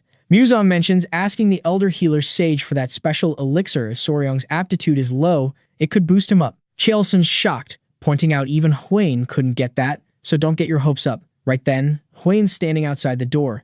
She announces herself, blushing hard because she didn't expect all 3 of them to be there. She blurts out in one breath that she'll do what her father suggested. They're all surprised like, wait, what? Hwaeun's mom invites her to sit and gently asks if Soryong caught her interest. Embarrassed as hell, Hwaeun can barely speak. They're confused about this sudden change since she seemed uninterested before. She starts explaining that Soryong promised to become the greatest in the world for her. He made that promise specifically to her. They lean in, telling her to continue. She explains that despite Soryong only having talent at the 10 poisons level, he vowed to overcome it by defeating the 10 legendary poison beasts for her sake. Hearing that, Muzong's cracking up, but in a good way. They all laugh about Soryong's massive balls for making such a bold promise. Hwaeun's mom is genuinely impressed, saying how dudes like that are rare as hell. Hwaeun explains that while her heart's into it, she told Soryong she'd only marry him if he captures one of those beasts before he comes of age. She's wondering if he even understood. Her dad jokes she should have asked for at least 3. Her mom points out guys aren't always great at picking up hints like that.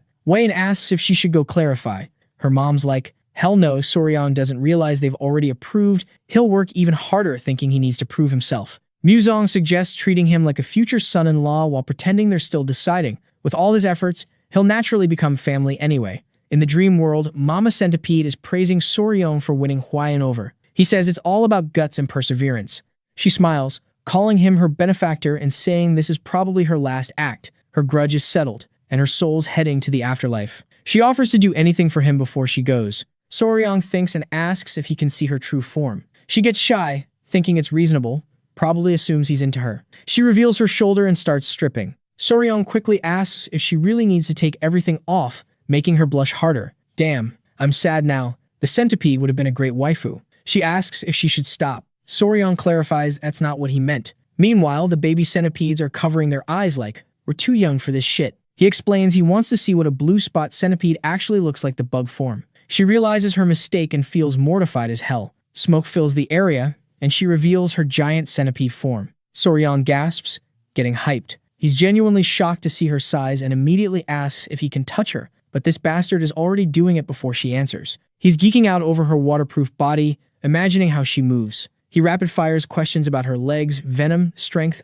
eyes, and antennae, all while examining every inch of her. Meanwhile, the kids are still covering their eyes, looking adorable. He's so enthusiastic he even wants to touch her fangs. She warns him it's dangerous, but he insists. So now Mama Centipede's getting concerned, wondering if her daughters are going to be okay with this dude because his touch is anything but normal. It's hilarious and weird as hell watching Soryong literally drooling while caressing her centipede body like it's the most beautiful thing he's ever laid eyes on. Cut to later, and Chelsen's having a meeting with Soryong and Hwain. He tells our boy he heard everything from Hwain.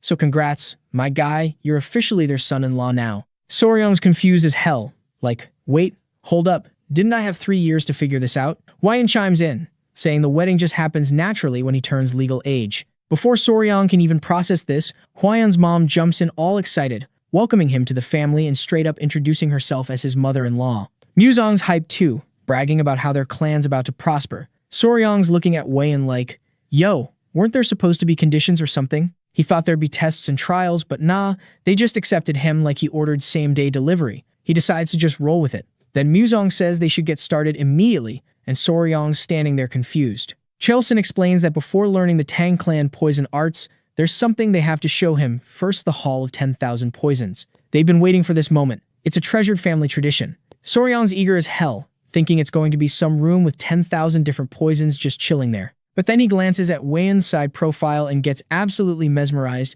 thinking about how girls look best from the side. Our boy's blushing hard and his in-laws are loving every second of it. Chelsen jokes that at this rate, Soryong might wear out his daughter's face from staring, pointing out that Hwayan's his woman now, yet he's staring like a complete idiot. Both Hwayan and Soryong turn red as hell. A bit later, they're standing before this absolutely massive door with 2 jack dudes guarding it. Some guy welcomes the Grand Patriarch, and Muzong orders them to open the gate. The security seems ridiculously tight, like, what are they guarding, nuclear codes? The 2 muscle dudes use literally all their strength to push this heavy-ass door open, and afterwards they look absolutely exhausted. Chelsen explains the iron gate is forged from some fancy steel, and even opening it is considered an honor. They arrive inside the hall, basically a treasure trove where the Tang clan stores all its poisons. Muzong warns Soryong not to touch something recklessly, or he'll probably die. Hwayan explains they're all categorized paralysis, poisons, sleep poisons, tons more. The elders are clearly enjoying teasing the young couple, so Chelsen asks Hwayan to explain the poisons to Soryong.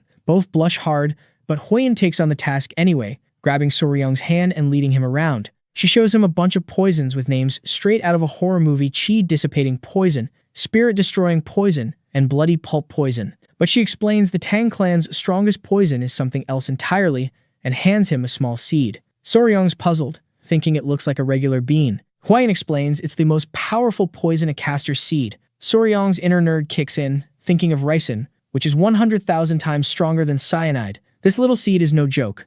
Hwayan tells him the strongest poison isn't the one causing the most agony. It kills silently, swiftly, without leaving a trace. That's what the Tang clan's poison arts strive for. In Soryong's mind, they basically seem like assassins with extra steps.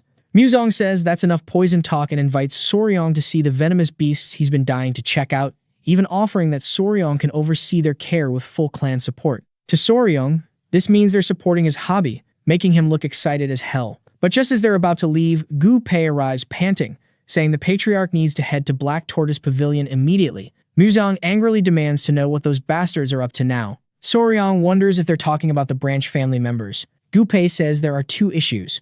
First, the medicine sent to the Sichuan City Lord didn't work, and the dude sent back a letter full of complaints. He glances at Soryang before revealing the second issue is about the Hall of 10,000 Poisons. They decide to head over, and Muzong insists Soryang comes with them. At Black Tortoise Pavilion, the elders immediately start bitching about the critical decision Muzong made on his own. They're pissed about pairing Huiyang with an orphan of unknown origins. This triggers Kyle's son hard. He starts emitting this green aura, asking if they're straight up insulting his son-in-law. The elders insist their concerns are valid, doubling down. They argue that entrusting management of the 10,000 poisons to an outsider with unproven abilities is absolutely absurd. Muzong repeats he gave his approval, and his word should be final. During all this drama, Huiyang's worried about Soryang and whispers an apology.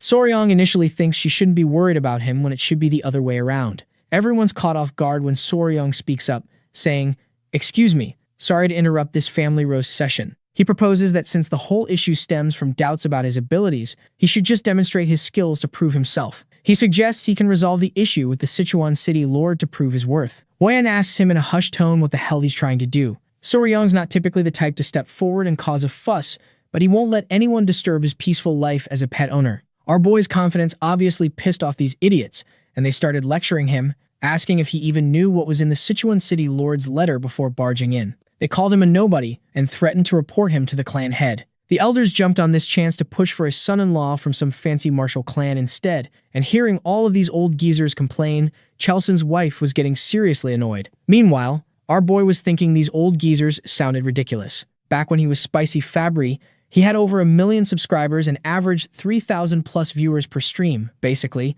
he was used to dealing with way worse trolls than these fossils. Soryang pointed out that the elders still refused to see him as the actual son-in-law. He reminded them he'd saved Lady Huiyang, beaten Blood Hand Rakshasa, and saved the patriarch's life. He asked if insulting someone who'd helped them out was really how the Soryang Tang clan treated people. Soryang knew this hate was nothing compared to his streaming days. It was almost cute. The elders got embarrassed and admitted they spoke too quickly. Seeing how our boy made quick work of them, the Grand Patriarch was impressed. One elder suggested claiming to have taken down Enyang was way too much. The Patriarch backed up Soryang's story, showing them a document. Their jaws dropped when they realized it was the blood poison art secret manual written in actual blood. Then the Patriarch told Soryang to show them the spotted centipedes. Soryang tapped his chest, and 3 baby spotted centipedes popped out happily. The Patriarch explained these were babies of the blue spotted centipede and proudly mentioned his son-in-law was raising them, and added how these little guys bit Enyang to death. The elders couldn't believe it. Meanwhile,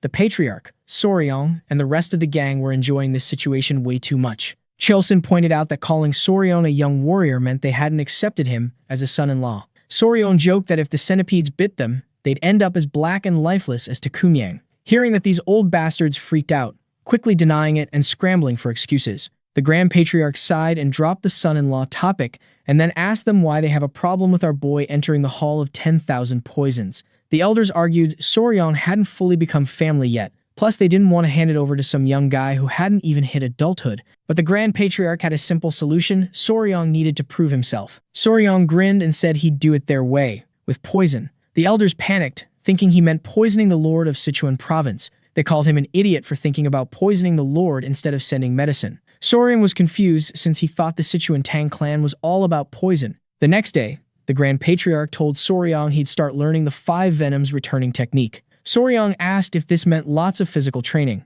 The Patriarch explained his body would naturally adapt as he practiced. Muzong added the Tang clan was all about practicality. Soryang would learn stuff for actual fights. Muzong unpacked a bunch of weapons, arrows, daggers, and shurikens. They covered throwable hidden weapons like needles, coins, darts, powder, daggers, and throwing knives. Muzong asked which Soryang thought was easiest. Soryang guessed a dagger or throwing knife, and he was right. Then Muzong asked which was hardest. Soryang figured it was powder, but Muzong said it was actually the needle and asked him why it was. Soryang assumed it was because needles were tiny and hard to throw accurately. Muzong said that wasn't all. The real challenge was remembering exactly where you threw each needle. To demonstrate, Muzong grabbed a brush, separated the head from the handle, and made a quick throwing motion. The bristles floated in the air, turning into needles that rained down, and he just stood there. "Yo, At this point, this old man is just aura farming. After he explains the Tang clan had a hidden weapon technique called Sky Obscuring Flower Rain. Soryong realized fighting in an area full of needles meant being super careful. Muzong laughed, saying that was exactly the point Soryong needed to remember where all the needles were so he wouldn't become a victim of his own technique. This seemed impossible to Soryong. He started sweating, confirming whether he needed to remember positions of needles that bounced off opponents or fell out of place. Muzong said yes. With the 5 poisons body, Soryong would need to memorize at least 100 positions to start, and as he heard that, Soryong went pale and just collapsed face down on the ground. Cut to some time later, Wayne showed up wearing a beekeeping suit, asking if she looked ready since she'd heard he was going to catch a hornet. Soryong assured her it wasn't overkill with their gear, they could just go catch one themselves. He asked if she knew where a hornet's nest was. Wayne said she'd found one nearby. Soryong also put on a beekeeping suit. As they got ready, Wayne brought up the letter sent by the city lord and asked our boy if he'd seen it. Without even thinking about it, our boy told her that he has since come into the world. He's only 15. Huan was worried that Soryong might not fully understand what was in the letter, but nah, he did. Realizing he knew what was up, she explained the major problem troubling the city lord of Sichuan is that his rod wasn't getting hard anymore. Huan got suspicious about how Soryong knew about this stuff at his age. Soryong brushed it off, saying he'd lived alone for a while. Embarrassed, Huan picked up the pace. A few hours later, they got to the forest, and our boy kept getting distracted by the creatures there, and Huan had to keep him on track until they reached their spot. Folks, the chibi art of this manhwa is really something, isn't it? So the scene shifts, and the duo is now in front of a mini cave. Our boy says how this place is perfect for hornets. Huan asked what the deal was with finding a bee without a hive. As they put on their head protection, Soryong explained. He told her it meant that even though they came looking for hornets, they wouldn't actually be catching any. Huan was confused as they got closer to the hole. Soryong explained that the venomous insect they were after could be found in smaller, weaker hives. Huan had no idea, but luckily, the hive had what they needed. An insect came out, and Soryong grabbed it with chopsticks. They hadn't come to catch a hornet. This little bug was what they were after. Looking all excited, our boy said how this tiny creature would solve the Sichuan city lord's problem. Seeing our boy all hyped up, Huan asks about the bug, wondering if it's a ground beetle, and folks, she guessed right. Soryong's like, yeah, but in his head he's thinking, so that's what these things are called in this era. Huan's confused as hell, asking why a ground beetle would be chilling in a hornet nest of all places. So Soryong decides to drop some absolutely wild nature facts on her. So apparently, blister beetles have the most unhinged reproduction game in the entire insect world. Most bugs either guard their eggs or at least pick a decent spot to lay them, right? But not these bastards, they literally just drop eggs wherever the hell they feel like. The only thing they bother doing is keeping them all in one spot, that's it. That's the whole parenting plan.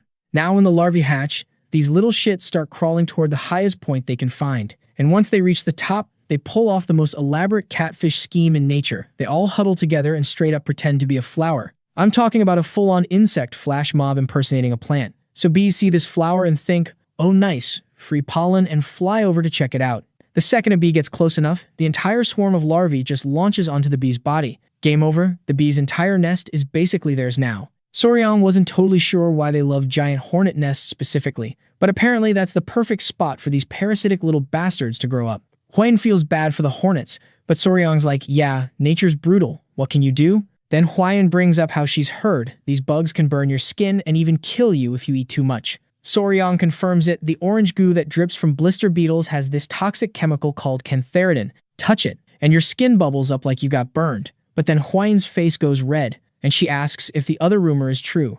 Soryong confirms that yeah, the stuff can immediately raise a man's rod, and Huan gets so embarrassed she's like, okay, enough education for today, telling him to hurry back to the Hall of 10,000 Poisons. Soryong wanted to catch more beetles, but they already got what they needed, so they headed back and started teaching the warriors how to prep the medicine. Soryong tells them to pay close attention, dry the beetle, grind it into powder, and remember that 1/10 of that powder is straight poison. If someone takes 3 months of it, they're dead. He explains that at 3/10 of 1 mo per guan of body weight, about half the people who take it will die. So he needs them to prep it with 1/10 of 1 mole of poison, roughly 10 drops of liquid. And yeah, 1 mo is 3.75 milligrams, and 1 guan is 3.75 kilograms if you're wondering. Soryong asks if that makes sense, but deep down his brain is absolutely melting from all these calculations. One of the warriors takes off his mask and says he's impressed. He never expected Soryong to be this good at math on top of everything else. The warrior promises they'll get it done right, and Soryong's like,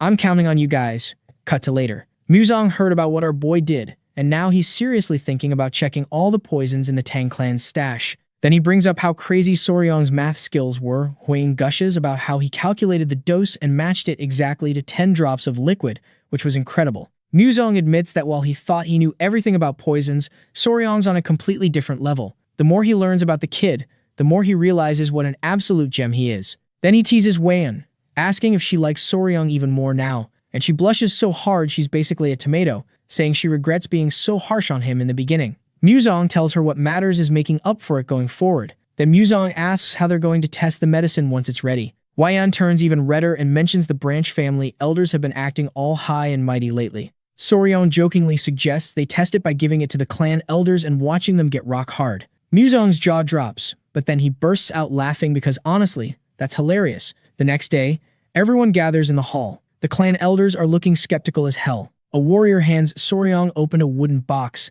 explaining he mixed the beetle powder with licorice and honey to make it taste better. Soryong's impressed by the attention to detail and confirms the warrior followed his exact instructions. The other clan members are scoffing like, how amazing could it possibly be? The patriarch tells everyone to shut up and asks Soryong how he plans to prove this medicine actually works. Soryong acts all surprised like, what do you mean? The elders are like, obviously we need to confirm it works. One of these bastards even shouts about how they can't just send unverified medicine to the city lord.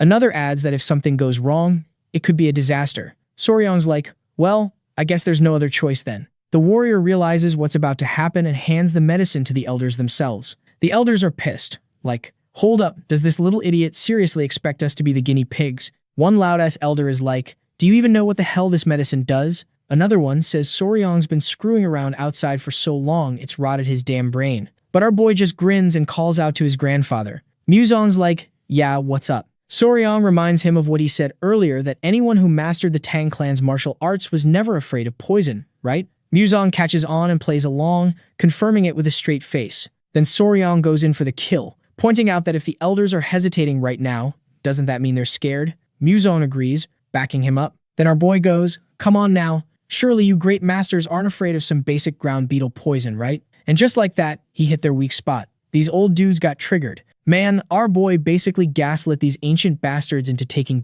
pills, and they fell for it. I'm getting some serious Lloyd vibes here. One of them splits the medicine in two, all puffed up, saying they've got nothing to fear from such low-grade poison. They take a pill, telling Soryong he's seriously underestimated them and warning him that if nothing happens, there's going to be hell to pay. Another elder is going off about upholding the clan's laws and principles as they're chewing this medicine down. Everyone's silent, watching. Then the elders smirk at each other like, see, told you. Nothing's happening. But then the sleeping giant awakened, and their eyes went wide with embarrassment. And so that day, the laws and principles of the Tang clan were set straight literally and magnificently. The medicine got sent to the city lord, and surprise, surprise, it worked perfectly. A little while later, you got these elders awkwardly walking through the hall, holding their robes way out in front of their bodies, trying to hide the evidence of their enthusiasm. Anyway, Soryong's telling Muzong that just like he predicted, provoking these old dudes with anything poison-related made them fall for it instantly. They're so proud of their poison skills, they can't help themselves. Muzong gets it. These are men who've got nothing left except their pride and reputation. So of course it worked. But Muzong also points out that despite being annoying as hell, they genuinely care about the clan. He tells Soryong not to hold it against them too much because at the end of the day, they're still family. Soryong nods, saying he understands. Just then, Huayan comes sprinting up looking panicked as hell, saying something terrible just happened. They're like, yo, what's wrong? And she says their children are acting really strange. Our boy Soryong's face goes pale, looking confused as hell about what she just said, while Muzong immediately grabs this bastard by the collar with murder in his eyes, demanding he explain what the hell is going on right now. Why the hell do they already have kids when they haven't even gotten married yet? Huayan jumps in like, yo, Gramps, chill. I'm talking about those spotted centipedes he's been raising, not actual human babies. Hearing that, our boy pauses for a second. He's thinking about how he was so focused on his training grind that he completely forgot about his bug babies, and the first news he got of them is that something happened to them. So he reaches toward Huayan, assuming she's got them tucked away somewhere. Huang screams, they're not on me. And Muzong's just standing there like, bruh, what is happening right now? In the next scene, they find the 3 blue-spotted centipedes looking absolutely cooked, like they went from vibrant blue to crusty brown. Oh, and Soryong's got a fresh handprint slapped across his face as a souvenir from earlier. He's staring at these bugs with maximum concern while Huayan's freaking out, saying they looked fine before, worried they caught some bug disease. Their colors all washed out, and their shells look weird. But Soryang calms everyone down, explaining it's just molting. Muzong asks if they're really about to molt right now, and Soryang says, yeah, it should happen any second. Right on cue, one of the little guys starts twitching weird, and boom, its head pops out of the old shell. The other two start molting too, and they all successfully escape their crusty prisons. Huiyan notices they look like they doubled in size, then asks if these bad boys have names yet. Soryang realizes he never named them, and you can see his brain struggling. Huiyan says that they should have names, so what names does he come up with? Number 1, number 2, and number 3. Huiyan's like, absolutely the fuck not, and refuses to accept that basic nonsense. She explains that spotted centipedes supposedly turn into dragons after 1,000 years, so they need some dignified, dragon-worthy names. Soryang argues back, saying there's no way a centipede becomes a dragon even after a millennium, but Muzong backs Huiyan up, joking that a 1,000-year-old spotted centipede is called a dragon. Soryang realizes Muzong's been filling Huiyan's head with this stuff, so he actually puts some thought into it and names them Nova, meaning new beginning, Myra, meaning fragrance, and Grace, representing elegance.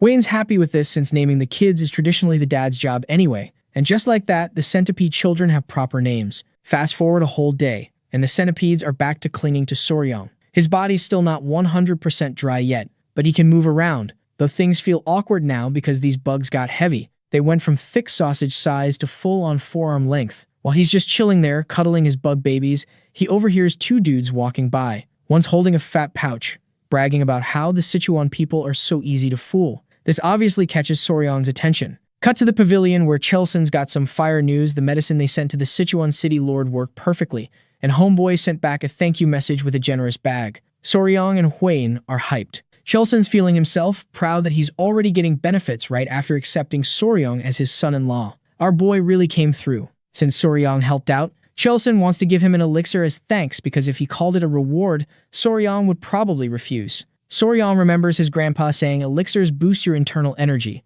Huiyan asks what kind of elixir we're talking about, and Chelsen casually says it's just golden-haired king bee honey. In Soryang's head he's like, so regular honey, but knowing internal energy is crucial for becoming a martial master, he decides to take it. He's about to thank his father-in-law when Huiyan interrupts. She's looking at her dad like, really? Just honey? And Chelsen starts sweating. Huiyan goes off saying Soryang accomplished something major and the golden-haired king bee is a mid-tier venomous creature, but honey is literally the lowest grade elixir. She's not backing down, telling her dad he should be giving something worth a year of internal energy instead of this 2-month weak sauce. Chelsen tries defending himself, saying it's still an elixir and was expensive, but Huiyan's not having it compared to what Soryang did. This reward is pocket change. Soryang asks about this golden-haired king bee, and Chelsen explains it's a mid-tier venomous bug found in jungles, about the size of a small dog, and eating its honey gives you 2 months worth of meditation gains. Soryang's imagining this dog-sized bee getting both excited and low-key scared,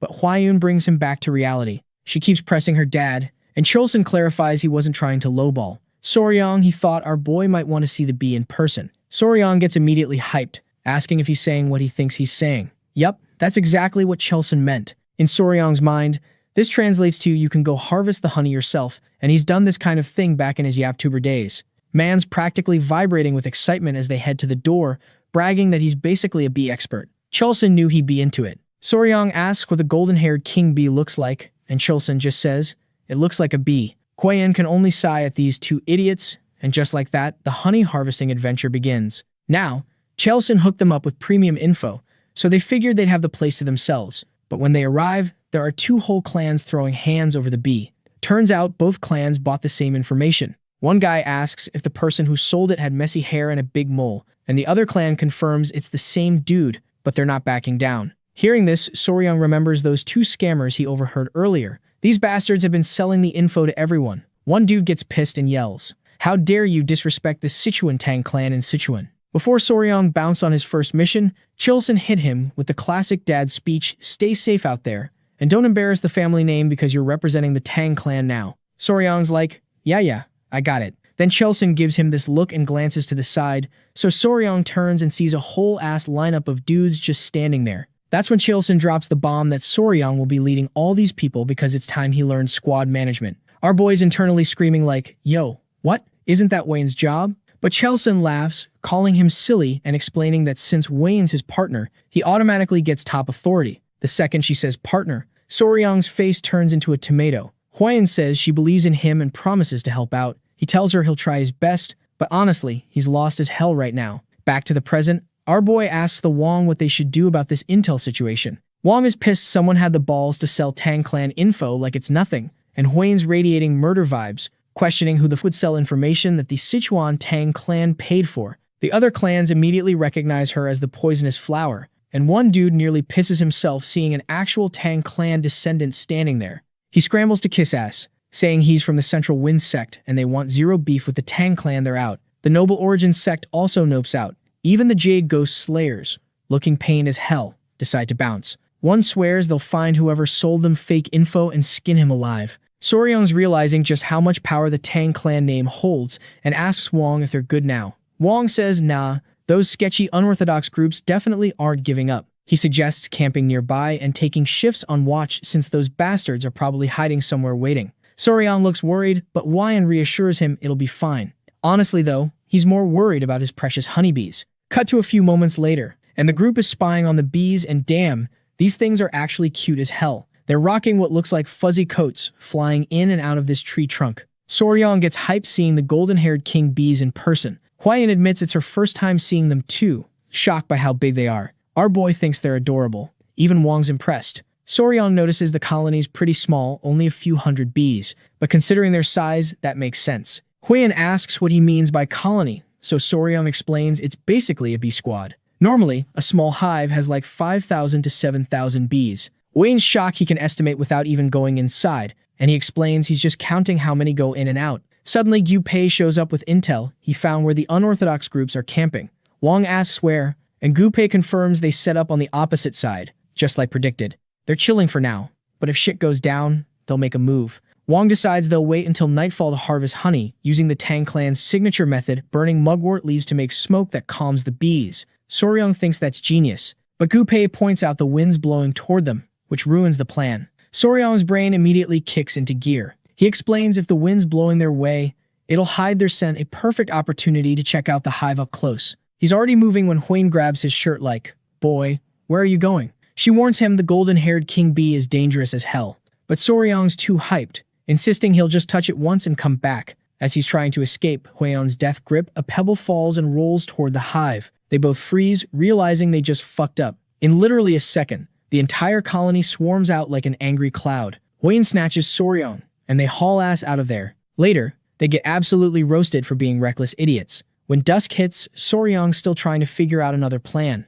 If they light the fire against the wind, they'll be stuck between the unorthodox groups and angry bees. Not ideal. These golden-haired king bees are built different too. They can sense ground vibrations from over 30 meters away. Hwayan finds him deep in thought and mentions the kids tried wandering off after eating, so she brought them. Soryang thanks her and gently tells his bug babies to behave. Hwayan sits next to him, making him flustered. She asks if he's made progress, and he says he needs to observe more. She feels bad for pressuring him and apologizes. Ironically, this makes Soryang feel even more pressured. Then Hwayan spots some monkeys on the opposite side making a racket. Soryang suddenly asks if she smells something sweet. She picks up on it, and our boy realizes it might be pheromones. He urgently tells her they need to leave now because the bees are about to attack. Hwayan grabs him by the armpits like a toddler and launches him into the air. They watch as the bees swarm out, targeting the monkeys and straight up feasting on the corpses. That was way too close. Hwayan's confused about how our boy knew the attack was coming before they even heard buzzing. He explains it was the scent.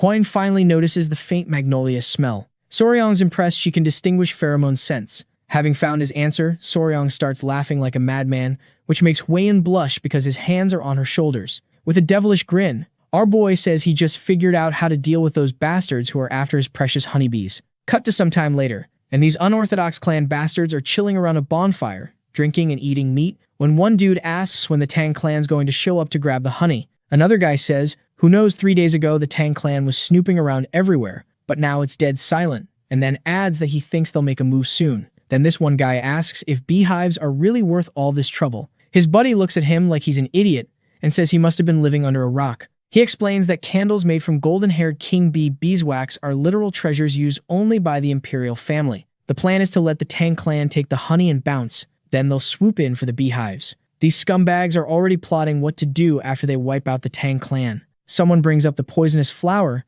and they decide to keep her alive because she's hot. Their creepy asses get all excited, joking about one of them becoming the Tang clan's son-in-law. But then someone notices a smell. It's pleasant as hell, and one pervert thinks it's the poisonous flower's natural scent. They're getting all weird about it when suddenly a loud noise cuts them off. They look up and see something forming in the sky. They're terrified and confused as hell. It's a massive swarm of golden-haired bees. They immediately start running for their lives. The bees chase after them, and these dudes are screaming like little girls as they get absolutely demolished. From the other side, the gang was watching it all happen, seeing how the bees acted exactly as Soryong had said. Hwayan asks what Soryong did because she didn't expect the bees to go berserk over the flower's scent. Soryong explains he basically ordered a full-scale attack using a simple trick. Hwayan's confused since our boy literally just crushed some flowers and fruits and sprinkled the juice around. Soryong clarifies the scent acts as an attack trigger. He drops the science. Pheromones are chemical signals animals use to communicate, and social insects like ants and wasps rely heavily on them.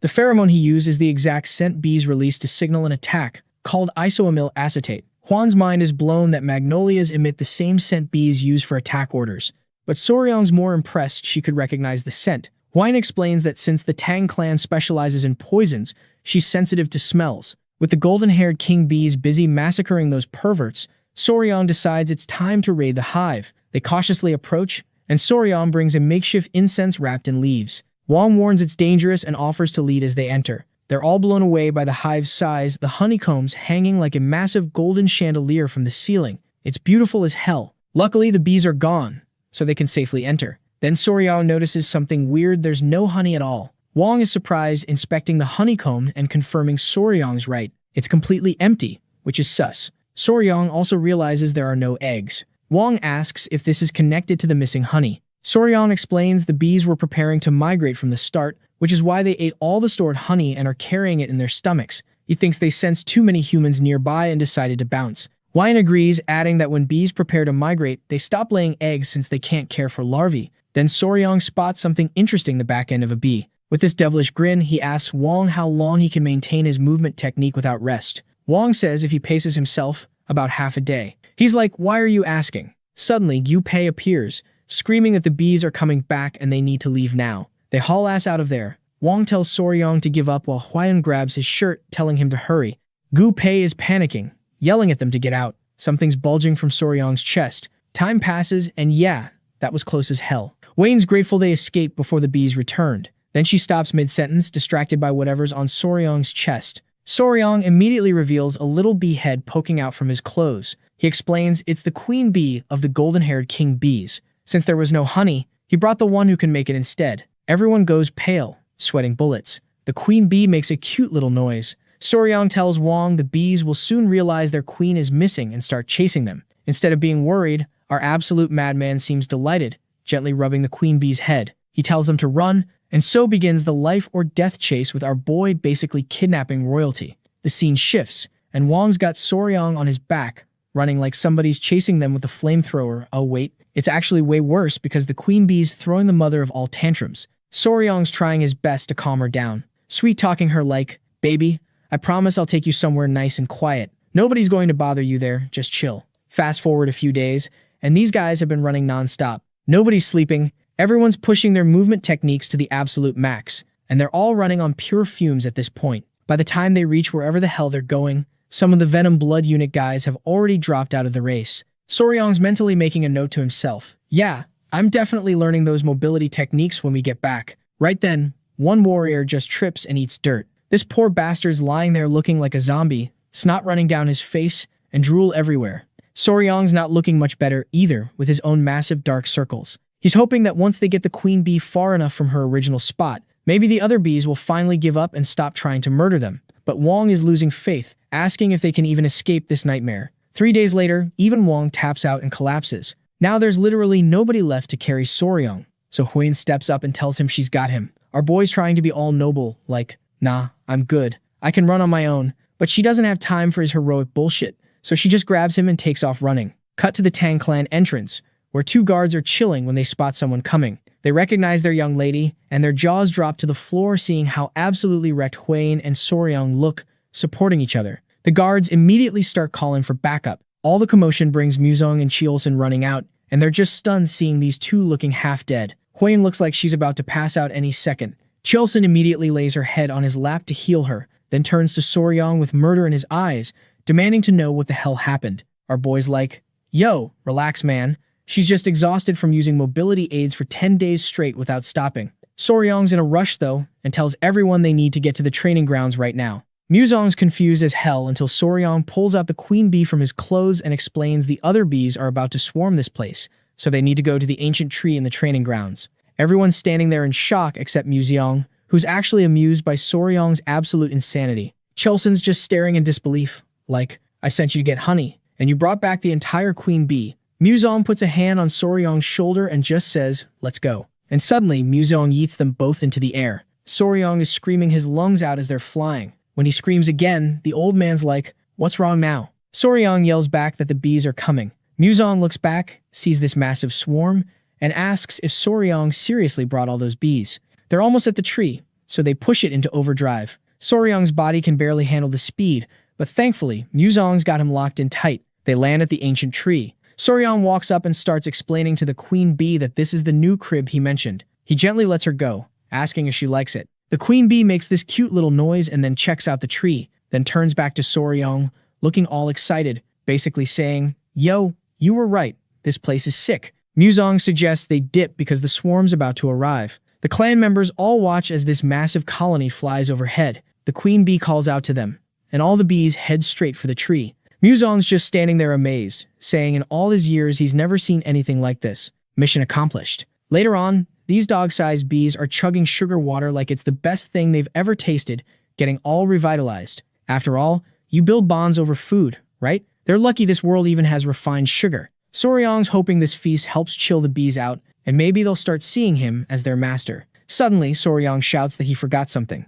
Cheolson and Muzong both give him suspicious looks, asking what. Soryong nervously asks about Hwayun. Cheolson's pissed that he's only thinking of her now but tells him they took her to rest. Then he asks if they really use mobility arts the entire way from the forest with bees chasing them. Soryong nervously confirms and apologizes, explaining they barely got 4 hours of sleep a day. Muzong suddenly asks about the Venom Blood Unit members. Soryong starts sweating bullets and admits the guys collapsed somewhere on the side of the road. He promises to go pick them up. Eventually, everyone makes it back safely. In Hwayun's room, she's already awake and looking energetic enough to sit up. Soryong's chilling by her side. Hwayun happily mentions the bees got their strength back. Soryong shares that they're currently gathering nectar from the poisonous flowers on Tang Clan Mountain. Hwayun thinks it's adorable. Suddenly, Gu Pei bursts in panicking, saying something's wrong with the bees. They're searching for something. They rush outside. The bees are scattered everywhere until they spot Soryong. Then they all swarm him and start pulling on his shirt. They're pulling so hard they literally lift him off the ground.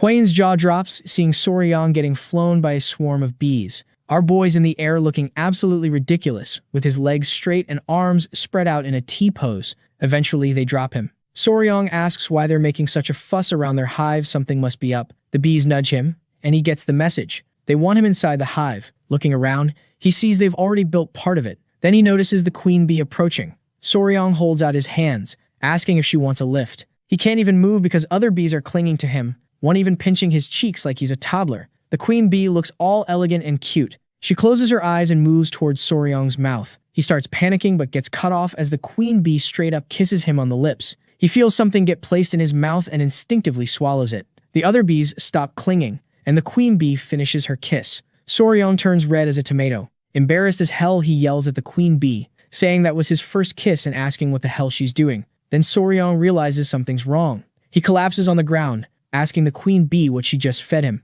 And the bees are watching Soryong roll around on the ground while he's being microwaved from the inside. This reddish aura is spreading across his body. He's foaming at the mouth, grinding his teeth, and sweating, looking like he's about to die. Despite feeling like he's getting cooked alive, he reaches out to the queen bee with his last bit of strength, asking what the hell she fed him before passing out cold. He wakes up hearing his name. Hwan's freaking out, asking her grandfather what's wrong with him. Muzong strokes his beard all wise-like and says our boy swallowed some seriously strong elixir. After hearing that, Soryong passes out again. Muzong channels his chi to help while Hwan takes care of him with a warm towel. When he finally wakes up properly, his hair's a mess, and he asks where he is. She tells him he's in the medical wing. They found him getting dragged around by the bees and brought him here. She asks if he remembers anything. He sighs, putting his hand on his face, looking bummed out, thinking about how his first kiss in this world was with a freaking bee. Huayan can tell something's off and asks if he's okay. He tells her, nah, he's good, just that the queen bee fed him whatever she eats. Huayan asks what he ate. He doesn't know the exact name but calls it king bee's elixir. He explains that worker bees eat nectar and pollen, but what about the queen bee? She exclusively eats this special jelly made by the workers her entire life, royal jelly, but normal worker bees live like a month and a half, but the queen eating this stuff lives 60 times longer. Huayan's processing all this info, telling him to chill. It's a lot. Then she drops the bomb. The cultivation technique he uses is beginner level, so he couldn't absorb all the power. But since the bee honey has 2 months of internal energy, he just absorbed 60 times that, which equals 10 years of internal energy. She congratulates him on the lucky break. Soryong is hyped, repeating 10 years of internal energy when Huayan nervously suggests he check the mirror if there might be other effects. He picks it up, and his jaw drops. His skin is stupid smooth, like a woman's. He touches his face, shocked at how soft it is. Then panic sets in. Did he turn into a girl? He frantically checks down his pants and collapses on the ground with relief that his prized possession is still there. He remembers Museong saved his life by guiding his chi, so he leaves to thank him. Walking through the clan, everyone's staring at him with weird looks. The stares are pissing him off, so he just books it while people laugh. He gets to the restaurant and peeks in. His mother-in-law spots him immediately and gushes about how handsome her son-in-law looks. She teases her daughter about being jealous of his skin. Everyone's having this huge banquet when his father-in-law asks for the full story. Soryong explains the queen bee liked her new home and rewarded him by dragging him into the hive and feeding him the elixir. His mother-in-law is fascinated that even bugs know gratitude. Museong asks if they can get more since it would benefit the clan big time. Chulson agrees even the honey would be treasure, but the elixir would be insane. His mother-in-law gets all hyped, asking if he can get more. Soryong thinks it over. With regular bees, they could trick them into making royal jelly, but these intelligent bees, nah, they get wrecked. Plus, what he ate came directly from the queen, not worker bees. He's debating if he should be honest. Finally, he says he doesn't think it's possible. Everyone asks why not. He says even if someone could get it, they wouldn't want to. Chulson asks if it tastes bad. Sweating bullets, Soryong reveals the elixir comes directly from the queen's mouth, and the only way to get it is through direct contact. Basically, you have to kiss the queen bee, and she transfers it with her tongue. Everyone's shook. Museong shouts, a kiss on the bee's mouth. His mother-in-law is speechless. Chulson concludes it's impossible for anyone except the protagonist since the queen favored him. Then his fiancée, finally understanding what happened, drops her chopsticks. She's pissed, asking, a kiss on the mouth. With this absolutely murderous look, she says his name with that deadly tone, basically calling him out for kissing the queen bee while our boy's sitting there realizing he's about to get destroyed by his jealous fiancée. Then the scene shifts, and we are in this whole different place. It's nighttime, and the moon's lighting up this river near a temple. There's this dude with scarred up hands staring at the scenery. Turns out he's Ju Junghak, the leader of the Muram Alliance, basically, the emperor of the fist. While he's zoning out, someone knocks, saying they brought tea. He snaps out of it and tells them to come in. And then this thick, gorgeous servant brings in white dew tea from Zishan. Junghak's kind of surprised because that's his hometown tea. As she's pouring it, he's about to take his first sip when someone knocks again, completely ruining his tea time. It's the military advisor, Jin Hu. The emperor puts down his cup, looking confused, asking what he's doing here this late, and lets him in.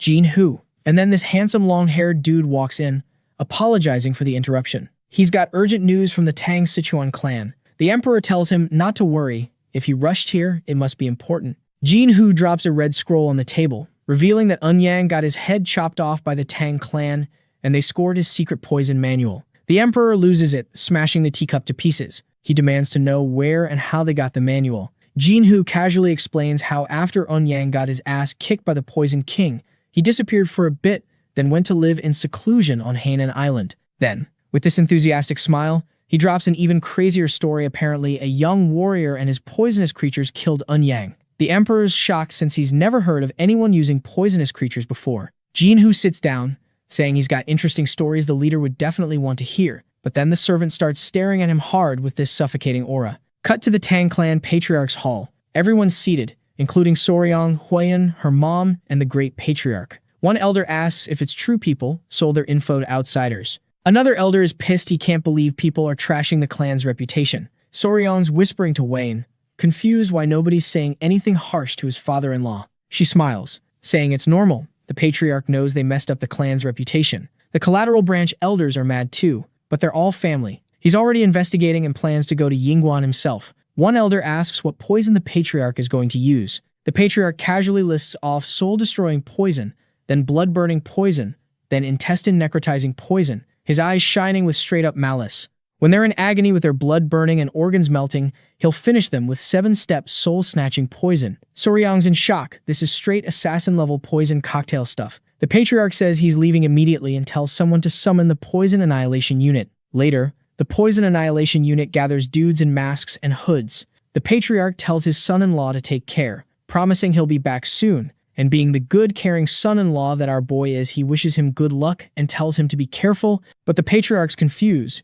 He's like, it's not me who should be careful, it's our enemies who should be careful, and heads out with the unit. Soryang asks Huiyan if that's really the Poison Annihilation Unit first time he's seen them. She confirms, saying they do hard work. With a smile, she explains their job is mainly erasing people, hence the name. Our boy's shocked, thinking, this counts as hard work? While they're talking, someone coughs. It's the Tang clan elders. Soryang and Huiyan greet them respectfully. The elders ask about his lucky encounter. Soryang nods, wondering if they're after the royal jelly. Nah, the elders are nervous they came to ask a favor. Soryang asks what they want if it's about the bees. They get more nervous, saying no way they wouldn't covet that. One elder pulls Soryang close and whispers, asking if he remembers the ground beetle medicine. Our boy created it and has the authority. Soryang starts smiling, pulls out the medicine and starts juggling it. He says if the elders help him adapt to the clan, there's nothing he can't give them. The elders laugh, promising to help their son-in-law. Just then, the great patriarch comes out, seeing the elders laughing. Just as Soryang's about to hand over the medicine, the patriarch asks what's so cheerful. They panic and start dancing to cover it up, saying it's just a friendly gathering. The patriarch buys it, thinking they finally realize Soryang's value. Just then, someone bursts in, reporting a big problem. Everyone's curious, and the patriarch asks what. Gu Pei reveals Lord Sichuan is on the verge of death. Everyone's shocked. Soryang asks if he used the medicine correctly. So Gu Pei told the whole story of how, after seeing the effects, the city lord took a new concubine and took more than double the suggested amount. Our boy starts sweating, thinking about the consequences. The patriarch's disappointed and decides to check it out. Since Soryang's the only man left, he's entrusted with protecting the women. Our boy takes responsibility. The patriarch leaves and Soryang chills, thinking nothing can happen while they're gone. Hours later, it's night. Soryang and Huiyan are sitting on a bench. She asks how he's finding the dual origin art of the 10 poisons he's learning. He says it's easier to understand now if the 5 poisons technique felt like one big orb moving inside him. This is like a 2-cylinder engine. Huiyan realizes he must have poison tolerance now, plus he can release internal energy directly or put it into objects. Soryang's intrigued and wants to try his new technique. They set up a straw dummy. Soryang unsheathes a dagger and concentrates. Powerful green energy starts coming off his body. The first step is moving internal energy from left to right, then rotating both orbs in the same direction. Once the chi circulates through his body, he opens his eyes and throws the dagger at the dummy. It moves like lightning, piercing straight through the straw dummy. Soryang is hyped, and Huiyan praises him for imbuing chi into the dagger. The knife sticks in the wall right in front of 2 masked dudes. At first they think they got caught and should eliminate these 2, but seeing the straw dummy they realize it was a coincidence. One's holding a book, the Blood Hand Poison Art Secret Manual, saying how their job's done. So they decide to bounce before something bad happens, but they can't help but think how the Tang clan guards are idiots for neglecting the training hall security and think that the escape is going to be easy. But then this pink aroma spreads through the air. The men tense up because they don't know where it's from. Right above them is the queen bee staring at them hard, knowing these guys are intruders. So a few seconds later, screams start echoing through the area, and our boy's standing there like, what was that? While Huiyan immediately snaps her head around, saying she thinks someone's hiding in the bushes. They look over and spot these ninja wannabes, 2 crouching down trying to be stealthy, and one just standing there like a complete moron. And the queen bee's attacking one of them, and this dude's looking around all confused like, why are there bees here? Soryang and Huiyan instantly realize these are intruders. Huiyan's face goes from 0 to murder mode real quick, and she launches herself at them, screaming for Soryang to shoot the arrow. Meanwhile, the queen bee's absolutely demolishing this one guy's ear. He's grabbing at it with tears streaming down, literally begging his homies for backup. One ninja sees Huiyan charging like a goddamn missile, completely shits himself, and screams at everyone to bounce. The queen bees still latched onto one guy while the other 2 are running for their lives. Huiyan whips out her actual whip and slams it into the ground, creating this mini explosion, but these bastards dodge it like it's nothing. The guy getting violated by the queen bee pulls out his sword and goes for Huiyan. Meanwhile, the bee's still clinging to his head, and Soryang's losing his mind, screaming for her to watch out. This man unleashes a powerful attack, while the queen's literally attached to his skull, but Wei blocks it like it's nothing. Before he can even process what happened, she counterattacks Whip to the face, creates an explosion, sends the queen bee flying, and she lands behind him all cool and collected. Dude passes out and faceplants into the dirt. Soryang's jaw is on the floor, but Huang just calmly tells him she's fine. Then this weird evil energy starts coming out of the knocked out guy's body. The queen bee lands on Soryang's shoulder while he's panicking about whether this dude's even alive. Within seconds, the man just dies. Wan reveals he bit down on Poison Bro had some serious secrets. She decides they need to hunt down the other intruders and tells Soryang to follow along with Gu Pei, the Venom Blood Unit leader. Cut to nighttime in the forest. Soryang, Pa, and the clan members are chasing these ninjas through the woods.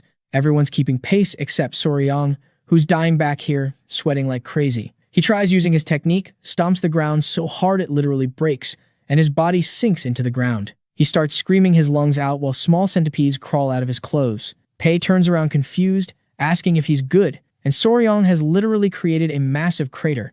They stop to pull him out, and when he looks down, there's a bunch of green snakes just staring at him. PA explains it's a snake nest and they're extra aggressive right now, so everyone needs to be careful. Soryang admits it's his fault they got delayed and realizes it's about to rain, so they need to move their asses. Meanwhile, the masked men are pissed. They hit a dead end with a rocky mountain blocking them. Thunder's rumbling when Pai and the others show up, surrounding them completely. Pai announces their escape ends here. The Venom Blood Unit draws weapons, ninjas do the same, and they start clashing. One ninja's lightning fast and just kicks a guy right in the face. While they're distracted, Pai goes for a surprise attack. The ninja dodges, but Pai busts out triple Mirage Kill, throwing his kunai. It explodes midair, splitting into 3 kunai. Ninja blocks 2, but one stabs his shoulder. Pai walks up, calling him lucky, telling him how the rain diluted his poison. Otherwise, he would be done. For just then, someone starts laughing, calling them pathetic insects. Everyone freezes. Some old bearded dude descends from the mountain, landing so hard he shatters the ground. He's radiating this evil energy with a murderous smile. Pai immediately recognizes he's a martial arts master and orders everyone to back up. The old man asks the ninja if they recovered it. Ninja pulls out a book, saying how they couldn't get the real deal but got their hands on the copy of the Unyang's secret forbidden manual. Soryang's eyes go wide, recognizing it's the Blood Hand Poison Arts secret manual the patriarch warned him about. The old man reads through it with this sinister smile. PA demands to know who he is, but the old man straight up ignores him, saying how the book is just a copy and it's missing the critical formulas, but it's enough for what he needs. He closes it, saying it's the perfect way to announce his return, then orders the ninjas to kill everyone. Bloody Glory cracks his fingers and extends his hand toward his dead companion's corpse. Red energy emerges, and blood literally shoots from the body into his palm. Pei's eyes go wide. Recognizing this technique, Soryang can't believe what he's witnessing. The ninja's eyes start glowing as he absorbs all the blood, and the kunai in his shoulder falls out. The wound heals completely like nothing happened. The old man summons an energy ball, revealing he's an elder of the blood cult, the Blood Hawk Dagger Claw, named Lord Chiank. Realizing that things are about to get messy, Soryang draws his kunai, ready for whatever's coming. Meanwhile, Gu Chiank locks onto him and says how it's been a long time since he's drunk the blood of someone young. So this bastard pockets the book and tells his goons to grab the Tang clan members. They got what they wanted, now it's just harvest time for some fresh blood. The ninja nods, and they both charge at Soryang and his crew. Pei pulls out his weapon, looking serious as hell, and yells at everyone to hit them with the 5-position annihilation formation. Gu Chiank launches himself into the air, giving off this absolutely terrifying energy, cackling like a complete maniac, and telling Pai to try and stop him. Everyone's on edge now. This psycho unleashes this massive attack that creates a huge explosion and obliterates the ground. Rocks are flying everywhere, and Soryang's covering his face from the debris. Next thing he knows, the ninja teleports behind him and locks him in a chokehold. With his eyes glowing, this dude tells Soryang to chill out since the elder wants his pure blood. Soryang's face is turning blue, but with whatever strength he's got left, he tells his babies to bite. His centipedes pop out and go to work, biting the ninja's wrists and neck. The ninja's confused as hell centipedes. Then someone chucks a kunai that lands right in his skull. The centipedes bounce back to Soryang, and the ninja's body just bursts into flames. Soryang looks up, and his face lights up. It's Huan, the clan elder, and Wang coming in clutch. Wang's jaw clenches, realizing what's going down. Pei says with this nervous look that they're getting attacked by a blood cult elder. Huan's eyes go wide. She can't believe what she's hearing. She starts freaking out and books it toward them, yelling at everyone to back up Pei. Wang's right behind her, telling them to switch the formation to the 9 poison annihilation.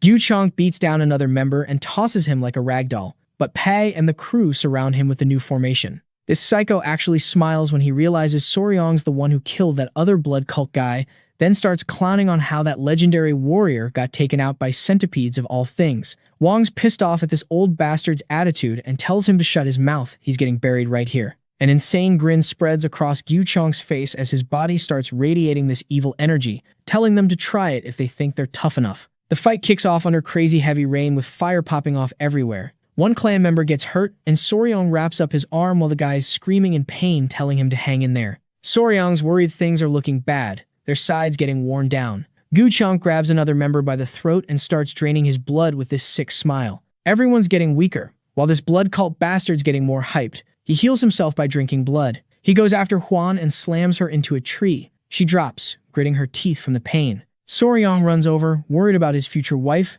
grabbing her shoulders and asking if she's okay. She lies, saying she's good, then immediately spits blood. She grabs his hand, looking exhausted, and begs him to please head back to the clan and bring backup, saying how they can't take this guy down alone. Soryong clenches his jaw, knowing she's right. Gyu Chong attacks again, and everyone's forced to fall back. Wong nervously tells Soryong to go get reinforcements. The elder promises he'll somehow keep this bastard busy. Soryong watches with this desperate look and agrees, promising to come back ASAP. He admits his movement skills are trash, so he's not sure if he'll make it, but before he can finish, Wyan hugs him with tears streaming down her face.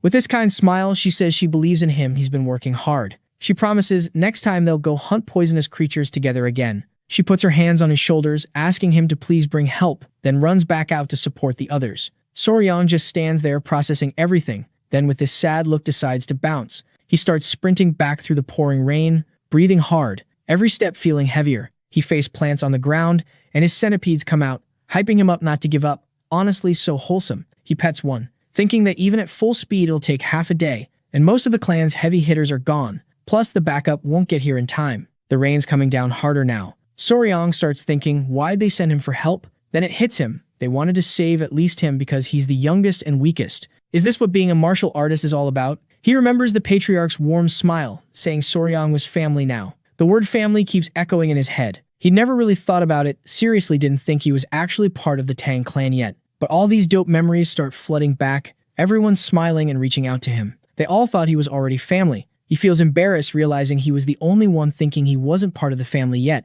Soryong smiles and pets one of his centipedes, thinking they're way too nice to be a clan of assassins. He gets up and tells the kids how it's time to save mom. The centipedes are making cute noises, hyped as hell. Soryong takes off running, determined to save them. He's got to figure something out. Blood cult members heal by absorbing energy, but the forest is loaded with poisonous snakes, frogs, and plants. He keeps running until he stops at a snake nest. He stares at it silently, cooking up a plan. The nest is packed with venomous snakes all eyeing him. One centipede starts getting mad, sensing the creatures. Soryong pets it with a smile, telling it not to worry, he'll be fine. He takes the centipedes out of his clothes and sets them on the ground. One's knocked out, the other two are crying. Without wasting a second, Soryong leaves his babies behind and starts booking it toward the snake nest. Without even thinking twice, he jumps in. All the snakes lock onto him. This confident smile appears on his face. He's about to handle this his own way, the spicy Faber way. So quick rundown, these snakes are called redneck keelbacks, aka flower snakes. They look cute as hell, but they're venomous as fuck. Soryong jumps into the nest, and within seconds, dozens of these things start wrapping around his body, chomping on his hands and legs. Unlike regular venomous snakes with those hook-shaped fangs up front, these bastards have tiny venomous fangs in the back, making it way harder to inject venom. But when it comes to how toxic they are, they're literally the most poisonous land snakes in East Asia. Soryong's sweating with this smile, asking them to bite harder. One sinks its teeth into his hand, and he's gritting his teeth. These snakes pack more venom than a black mamba. Luckily, the Tang clan's internal energy helps him resist poison, so he's going to make it through this. His centipede babies peek out, worried about their dad. Soryong tells them to relax, he'll bounce from the nest soon. His hand and arm are covered in snake bites, and he figures that should be enough, but when he tries to leave, he can't move. He looks down and realizes the snake's coiled around his legs. The man starts freaking out. This wasn't part of the plan. Out of nowhere, the centipedes jump into the nest, landing on his head and shoulders. One gets pissed and starts roaring. A snake hisses at it, making the centipede even more mad. This tiny creature jumps off Soryong's head, bites the snake, and slams it into the ground. Soryong's just watching his baby go off. The centipede beats the snake, eyes shining all happy. Soryong thanks it for scaring off the others, crouches down, realizing they were worried about him, and pets its head. The little guy climbs onto his head and knocks out. With a smile, He decides it's time to head back to mom. Back at the fight, Huiyan's exhausted but still ready to throw down. A bunch of clan members are already down. Gu Chunk grabs another one by the neck, draining his blood to get his energy back. Huiyan knows at this rate everyone's dead, foam's coming out of the guy's mouth as this bastard sucks him dry. His eyes light up with this evil smile, saying this is way too easy. He starts clowning on them, asking if there's really no one left to fight him. Huiyan pulls out her whip instead of running. She wants to keep fighting, hoping Soryong got away safe. She tells everyone to keep their distance and not lose track of him. One elder steps up with this serious look, asking Huiyan to bail with Soryong. Her eyes go wide and she refuses instantly. The clan members are arguing there's no way a direct descendant can bounce while they're fighting. If they can't save her, they can't look the patriarch in the eye. Gu Chunk cuts in, saying how he'll get bored if his toys escape. He drops with this evil grin that if Huiyun runs, he'll turn the Tang clan into hell to announce the blood cult's comeback. The elder realizes this bastard was never going to let anyone leave. Huan swears with this fired-up look she'll take at least one of his arms even if everyone dies here. The others nod. Right then, someone shows up behind them saying that's right, a clan member never ditches the others. Everyone whips around. Huiyun's jaw drops. It's Soryong. With this confident smile, he walks up to them. The elder is speechless, and Huiyun is worried, asking why he came back. Soryong takes the centipedes off his body, closes his eyes, asking them to chill here, then says again the Tang clan never gives up or abandons their people. He rips off his shirt, saying how he's a Tang clan member too. He pulls out his weapon and charges straight at Gu Chunk as he does. This excited smile pops up on the old bastard's face. Huiyun's panicking, telling him not to do it. Gu Chunk gets ready to attack. He let this idiot live, and now he's back for more. Soryong lunges, ready to strike, but Gu Chunk just grabs him by the throat with zero effort. His eyes light up as he reaches out, deciding he wants to taste his blood. He puts his hand on Soryong's stomach, but Soryong blocks with his arm. Gu Chunk starts draining blood through the arm with this evil grin, calling him an idiot. Soryong's in crazy pain. Huiyun and Pai are freaking out, and she yells at everyone to help. While Gu Chunk's sucking up blood and loving it, Pai and Huiyun rush toward them. Before they get there, he stomps the ground hard, lets go of Soryong, and uses blood-filled wave, tearing up the ground and blasting everyone back. They all go flying. Luckily, Huiyun catches Soryong midair. Gu Chionk, looking way stronger now, smiles, saying they were annoying,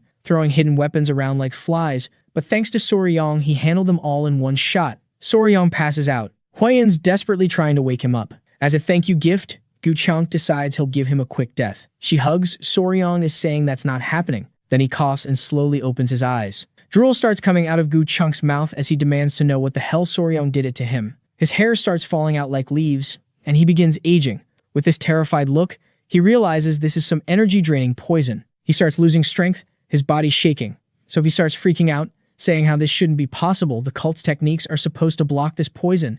And then this old bastard grabs his face, going absolutely insane because none of this makes sense. He demands to know who the hell Soryong even is. With a smile, Soryong sits up, points his finger at him, and tells him that he's his natural enemy. So Huiyun's relieved seeing Soryong still breathing. Meanwhile, the poison's doing its job, and this old bastard Gu Chunk can't believe he just got his ass handed to him by a child. Soryong's running on fumes, barely standing, but he manages to whisper something to Huiyun that makes her eyes go wide. Gu Chunk is staring at him, absolutely furious, completely clueless about what Soryong did to his body. Ever since Soryong's blood got into him, his blood techniques have just not been working. He takes a step forward, mumbling about how the blood cult's takeover was right there and now he's losing it. Then he goes absolutely insane and charges at Soryong, screaming he can't die here. He straight up opens his mouth to bite our boy, but just in time, Huiyun pulls out her whip, and before this psycho reaches Soryong, she swings the whip wraps around his neck. Her eyes go wide because, wait, her attack actually hit?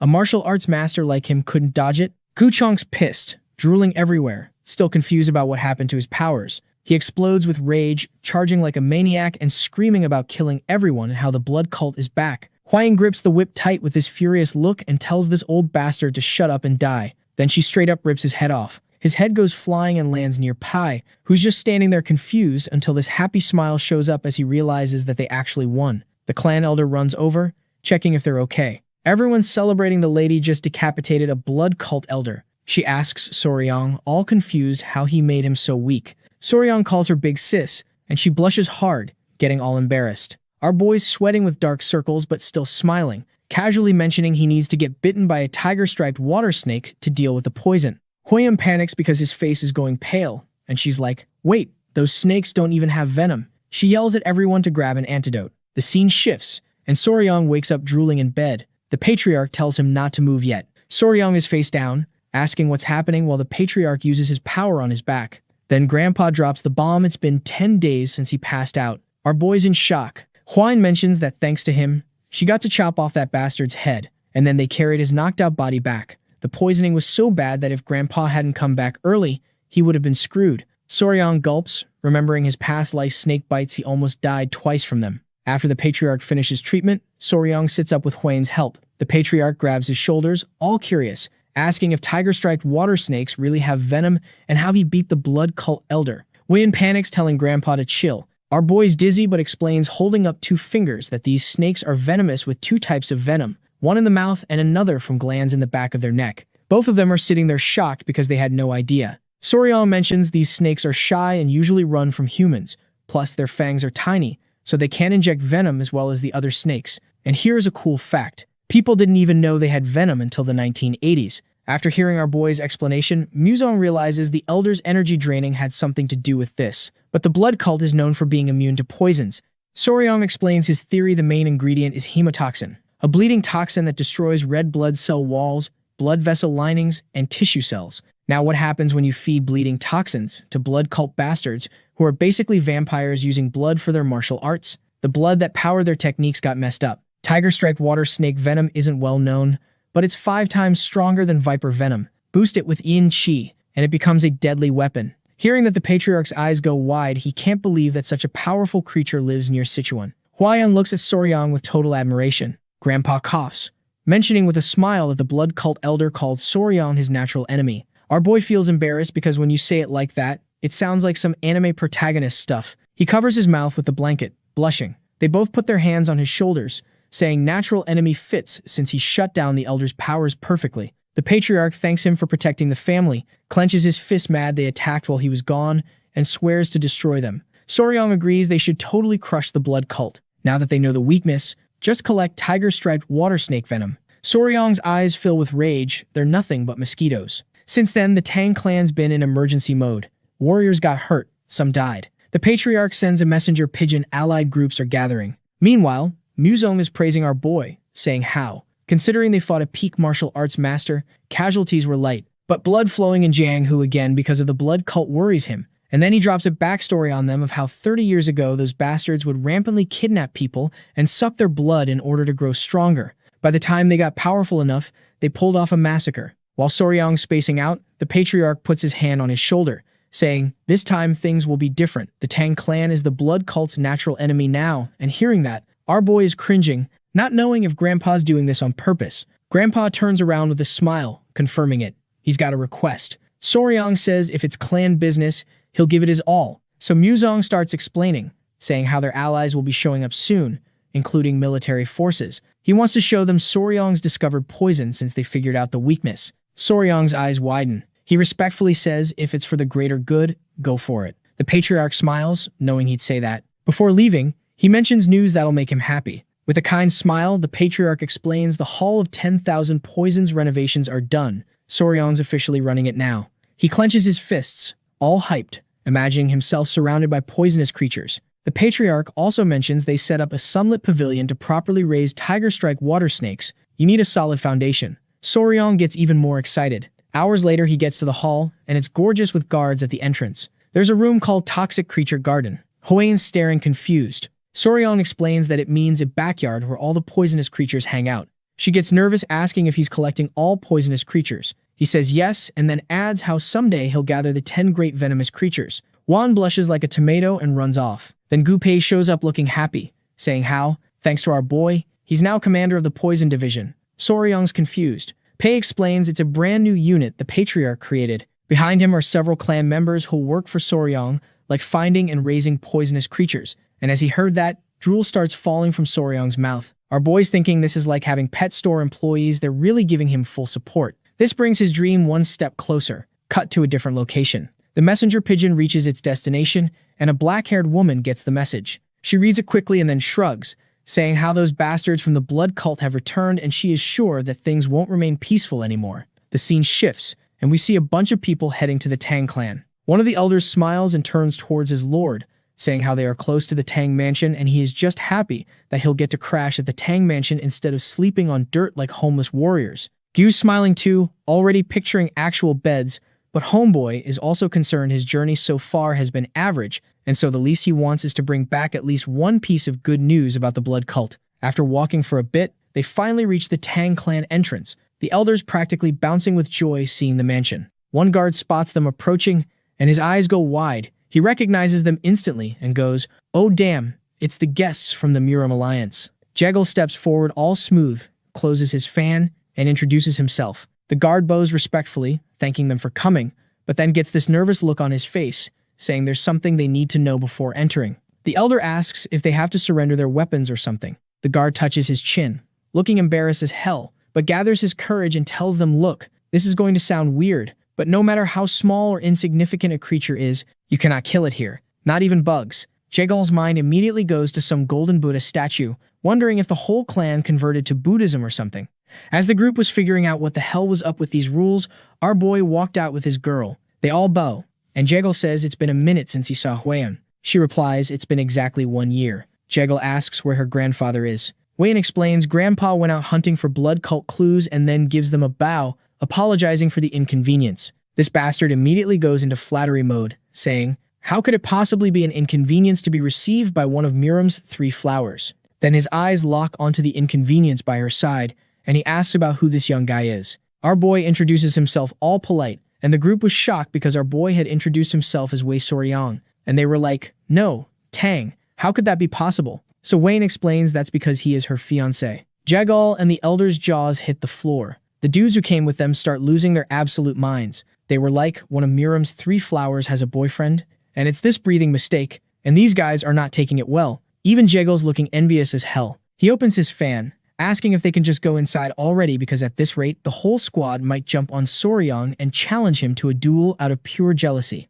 Right then, the Golden King bees come flying around, and the men's jaws drop as they look up. The guards rush in front of Huane. Others draw their swords, ready to protect her. Soryang freaks out, looking panicked, practically begging them to put the weapons away. He tries explaining the Tang clan's new rules, but one guy gets pissed, shoving our boy's hand away, telling him to step aside, and saying how these golden-haired king bees can kill regular people easy. Soryang can't take it anymore and shoves the guy back, revealing with a pissed-off look that he's the one raising the bees, asking everyone to chill out, but nah, these guys are believing our boy's story. But just then, one bee lands on Soryang's head, and Jegal and the others are scared shitless, backing away immediately. But Soryang just smiles and plays with the bees like they're puppies. Hwayan's smiling watching this whole thing unfold. Our boy pets one gently, asking them not to sting the guests. The guards sweating bullets watching Soryang treat these death machines like they're his children. After that wild incident, they head inside. Jegal is staring at Soryang, thinking he never expected the dude from Henan Island to be the poisonous flower's fiancé. While they're walking, Jegal sees 2 dudes straight up arguing. The black-haired guy pulls out a small vase with a venomous scorpion, saying it's way more suitable for the Tang clan. The orange-haired kid whips out a small chameleon, looking equally pissed, arguing how his lizard is just far superior and way cooler looking. While these guys are having their little Pokemon battle, Jegal is having a full-blown mental breakdown. He grabs our boy's shoulder and asks him why all these warriors are babysitting bugs and animals. Our boy explains they're serving the venomous creature companionship as punishment. Well, that did not help him calm down. Now he's sweating even harder, asking what horrible crimes these guys did to deserve that. So our boy told him what had happened a few nights ago. He was training with H1 when Gyu showed up, tense as hell, saying how they have a problem explaining more than half the baby rats they captured to feed the tiger-striped water snakes had died. Soryang let out a sigh, saying there's not much they can do since rats are naturally jumpy if things get noisy. The mother sometimes kills them. But that's not actually what had happened because the warriors ate the rats. So now our boy is all confused and asked him why anyone would eat rats, but folks, it gets worse. Gyu explained they ate the rats as snacks while drinking. So now our boy was speechless. He can't process that these warriors ate the baby rats as bar food, but Huayan gets the picture. She explains that those idiots must be playing. 3 screeches. So naturally our boy is like, what's that? Huayan explains that it's a game where they dip live baby rats in sauce and eat them while they're still squeaking. Soryang was frozen, trying to process this absolute insanity. He stared with pure disgust, finally realizing the baby rats he caught as snake food got eaten by the warriors. He was furious knowing he had to do something to teach these idiots to value living creatures. And that's how the Tang clan established the venomous creature companionship punishment. Back in the present, Soryeon explains each warrior is now responsible for raising a venomous creature. Jegel's finally got his answer, but now he's interested in our boy. Cut to hours later in the meeting hall. Our boy Gramps and the new guy were sitting across from each other. For whatever reason, Jegel was here. He decided to start with flattery and said Soryeon must be that mysterious treasure Gramps met on Hanan Island. Gramps nods, saying he's more than a treasure, saying calling him mysterious doesn't even do him justice, those bees were insane. Then the conversation shifts to the serious mode. Jegel says how it's concerning they haven't found a single blood cult clue and adds how they can't let those bastards grow any stronger. Gramps nods, then turns to our boy and orders him to bring that thing. The patriarch holds up a finger, creating a chi barrier around them, explaining they can't risk any sound leaking out, and then Soryeon pulls out a small jar and puts it on the table. Jegel grabs it, mind racing, asking what object needs a whole chi barrier for secrecy. The patriarch says it's a poison that makes internal energy disappear. Jegel argues that internal energy poison is pretty common, it hardly needs a chi barrier. Soryeon and the patriarch look at each other, nodding with smiles, revealing this poison only works on blood cult members. Jegel's eyes go wide. He panics, slamming his hand on the table, asking if this is for real, because if it is, then it's perfect, because the main reason they got wrecked so hard during the rebellion 30 years ago was because the blood cult used internal energy poison against them. The patriarch confirms what everyone suspected when martial artists got poisoned. Their energy vanished, leaving them powerless, but blood cult members stayed fine. Jegel asks seriously what this version's strength is. The patriarch says that according to Wine, the poison drops their abilities to a regular person level. She beat a poisoned blood cult elder with one hit. Now this is where he completely loses it because he has thought that the poison would be lethal. But that's just too much. He immediately bows, saying how this gift is way too precious, and thanks to that, their alliance could now breathe easily. Graham says if he wants to thank someone, thank Soryeon he made this discovery, poisoned himself to bait the elder into absorbing his blood, and was basically dying for 10 days straight. Jegel's eyes widen with respect, thinking this guy has crazy wisdom and balls of steel. He puts his hand on Soryeon's shoulder, looking grateful, saying if he has any wish, just ask whatever it is, he'll personally tell the alliance leader. So this idiot thinks hard for a second and then says, can he get info on the venomous creature? Jegel's confused.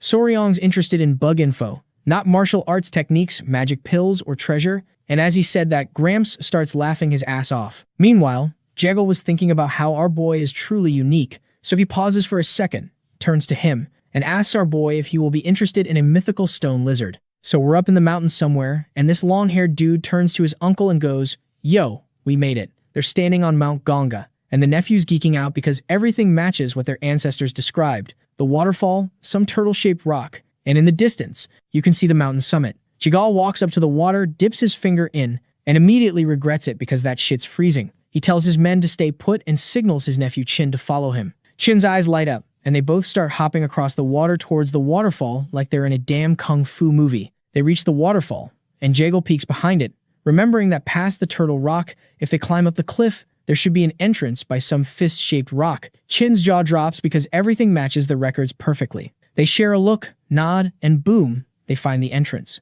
Jegel goes in first with Chin right behind him, and this kid can barely contain his excitement. Inside the cave, the walls are covered in herbs, and Jegel's walking carefully while Chin's over here looking like he just discovered Narnia. Jegel pushes aside some vines, and both their eyes go wide. They've reached the heart of the cave, where there's a hole in the ceiling letting sunlight pour in, and it looks absolutely mystical. The place is packed with spiritual herbs, and Jegel realizes this is the perfect environment for them to grow. Then his eyes lock onto this flower-shaped herb. It's a century-old snow lotus, a spiritual herb that's absorbed extreme yin energy. Chin explains they need to trade this for the dark wolf flower from the Namong clan. Jegel nods, saying this should help cure the Namong clan leader's daughter's meridian issues, and in return, they'll get that 200-year-old dark wolf flower. Easy trade, right? Wrong. The second Jegel reaches for the herb, they hear this whistle, and his whole expression changes.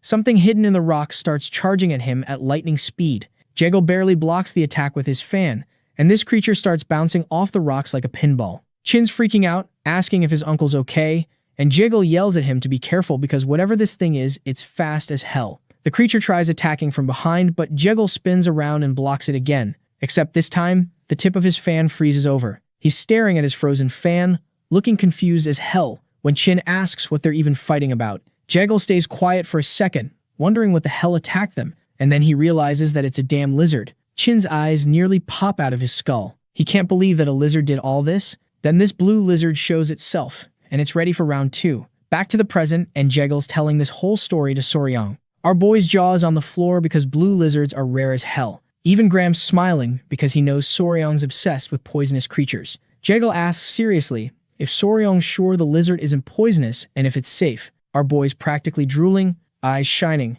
and he's like, nah. It's cool, the lizards have poisonous chi in their eyes, not their bodies. Grams has no idea what our boy just said but praises him anyway. Jegel forces a smile, realizing Soryang's definitely a weirdo. Seeing how interested our boy is in venomous creatures, Jegel promises that if he hears about any other toxic creatures, he'll let Soryang know immediately. Soryang's eyes light up like fireworks, and he thanks him genuinely.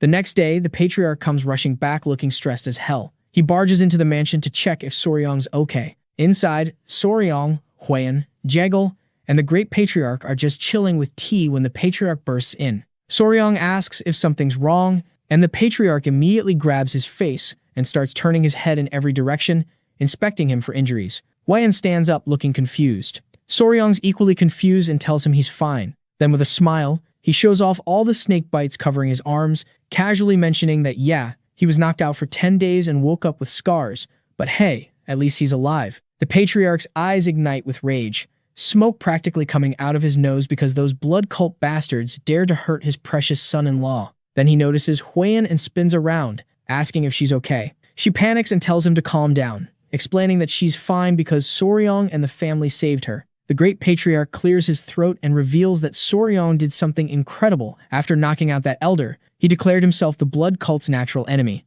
Soryang looks away, embarrassed, while the patriarch is grinning with pride. Soryang nervously explains that his plan just happened to work out. The great patriarch adds that thanks to that, they discovered the blood cult's weakness. Jegel raises his hand and asks the patriarch how he's been. The patriarch realizes Jegel's there and shakes his hand. Since Jegel climbed to a high position, they haven't talked much, and now they're meeting under these circumstances. Jegel apologizes for being so busy. Soryang and Huiyan watch them, smiling, and she mentions their childhood friends. Soryang's stress levels are rising because this whole situation is chaotic. Jegel asks the patriarch to sit since they need to discuss the blood cult. The patriarch agrees but tells Soryang and Huan to sit too since they're part of this conversation. Soryang gets nervous but nods, while Huiyan's just smiling. Everyone sits, and the patriarch asks about the progress on finding the secret agent. Soryang interrupts, asking what secret agent they're talking about, like, is this a spy situation or what? The patriarch explains seriously that the blood cult infiltrated to steal their secret blood and poison claw manual. Soryang's eyes go wide, and he asks how they even knew the Tang clan had it. Then it hits him. He slams his hands on the table, stands up sweating, and says there must be someone inside the clan leaking information to the blood cult. Everyone stares at him surprised. Jegel puts a hand on the patriarch's shoulder, and with a smile, suggests he educate his son-in-law since the newcomer clearly doesn't understand certain things, though he's finding these theories pretty amusing. The patriarch strokes his mustache, looking disappointed. Soryang's sweating, realizing he's the odd one out. Huan kindly explains that secret agents can't exist in the Tang clan. Soryang asks if she's serious. The patriarch explains they do exhaustive background checks on everyone, even when hiring servants. They investigate all direct and distant relatives. If approved, they incorporate the relatives into the clan, and their children are raised within it. Under these circumstances, no one would dare betray them. Soryang's mind is blown by these extreme measures. He asks who the secret agent actually is. Somewhere else, a muscular dude named Zhu Junghak is strangling a woman by the neck, and not in a fun kind of way. She might enjoy it, but we don't know. Jiggle holds up a finger, explaining that only 3 people in the Alliance knew about this, and by now, the Alliance leader should have already captured her. Back at the Tang clan, things are stabilizing when an unexpected guest shows up at the gates. The guard is trembling with fear. The guest mentions he ran all the way from Hebei to Sichuan without using martial arts, and it was pretty fun. He pounds his chest excitedly and tells the guard to inform the patriarch that Pang Muin, head of the Pang clan, has arrived. The scene shifts, and we see Soryang and Huiyan running towards the clan entrance, and everyone's staring at them, wondering what the hell's going on. Soryang's asking Huiyan if it's cool for him to go welcome whoever's at the gate, and she turns around with this sweet smile, explaining her dad and the others are busy with important stuff. Then her eyes light up, and she nervously tells him that as the Tang clan's son-in-law, he needs to have more confidence. Our boy's sweating bullets, but he keeps running. When they reach the doors, Soryang's thinking it's probably just guests from another clan, so there's nothing to worry about. Meanwhile, the guard outside looks like he's about to shit himself. Soryang opens the door with a smile, and he's face to face with Pai Muon and his crew, all staring him down with the most serious expressions. Our boy's confidence evaporates instantly. Pang Muan's eyes go wide when he spots Huyen. He puts his hands on his hips and smiles, remembering he last saw her when she was tiny. Huyen bows respectfully, greeting him while he's going on about how much she's grown and how he barely recognizes her. Huyen forces a smile and says that was 5 years ago.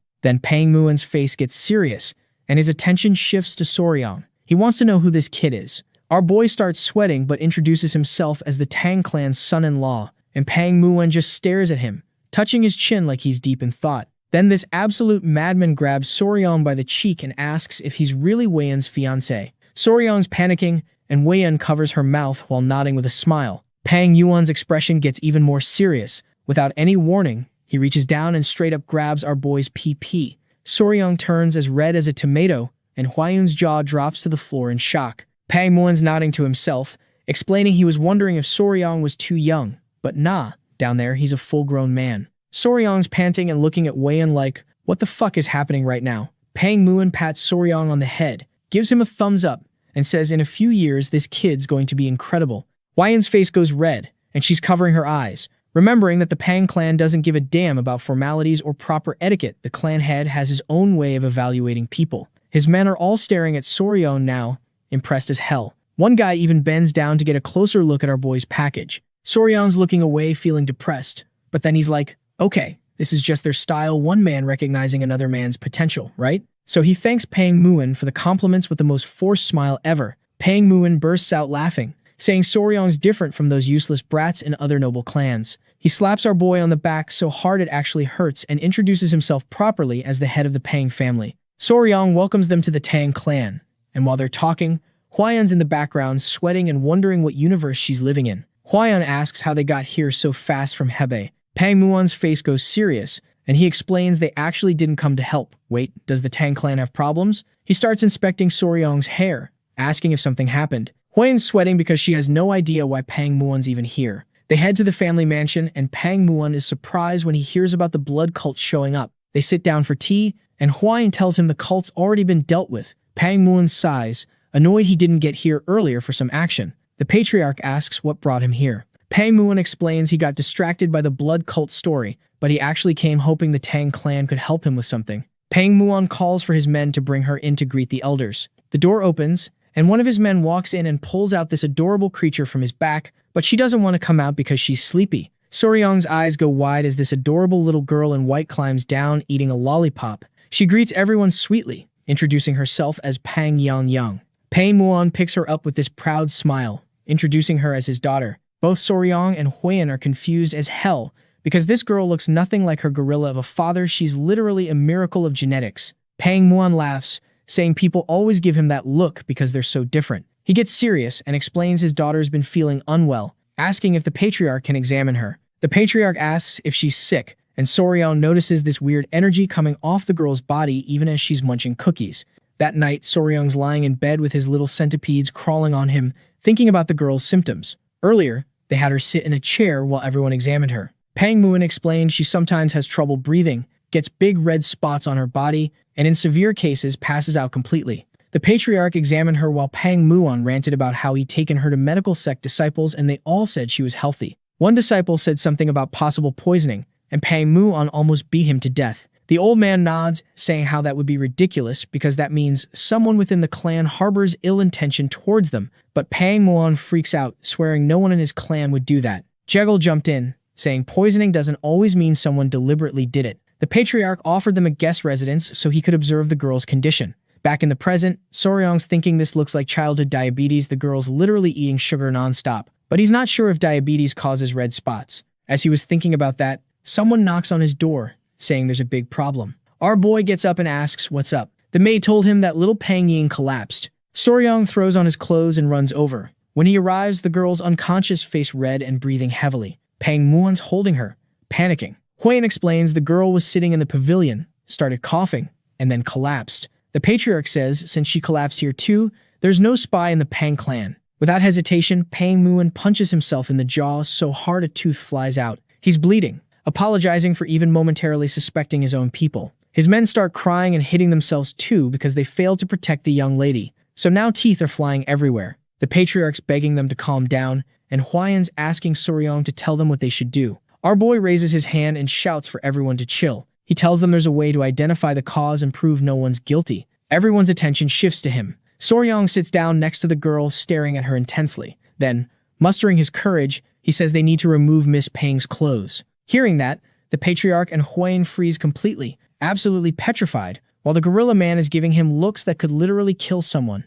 And then he grabs our boy by the collar, ready to put him 6 feet under the ground. Sensing hostile intentions, his centipede buddies pop up, but Soryong tells them to chill. On the other hand, the father-in-law was telling Pang Muon to calm down. He admits that what our boy said was crazy, but he thinks that there would be a reason behind it. Meanwhile, Huayan is begging Lord Pang to at least hear Soryong out before he commits murder. After some tense back and forth, Pang Muon finally lets go, saying that he'll hear whatever justification Soryong has for suggesting they strip his young daughter naked. Our boy catches his breath and sits down. He explains he meant they should change Young Young's clothes because something in what she's wearing or carrying might be causing her to collapse randomly. Pang Muon's jaw literally drops. He completely misunderstood and thought our boy was being a creep. He's about to punch himself in the face again for doubting Soryong's intentions, but our boy panics and stops him, like, "Please stop hitting yourself." Then Soryong told him that from now on, the young lady will be under the Tang clan's full care, and all contact with the Pang clan is completely restricted.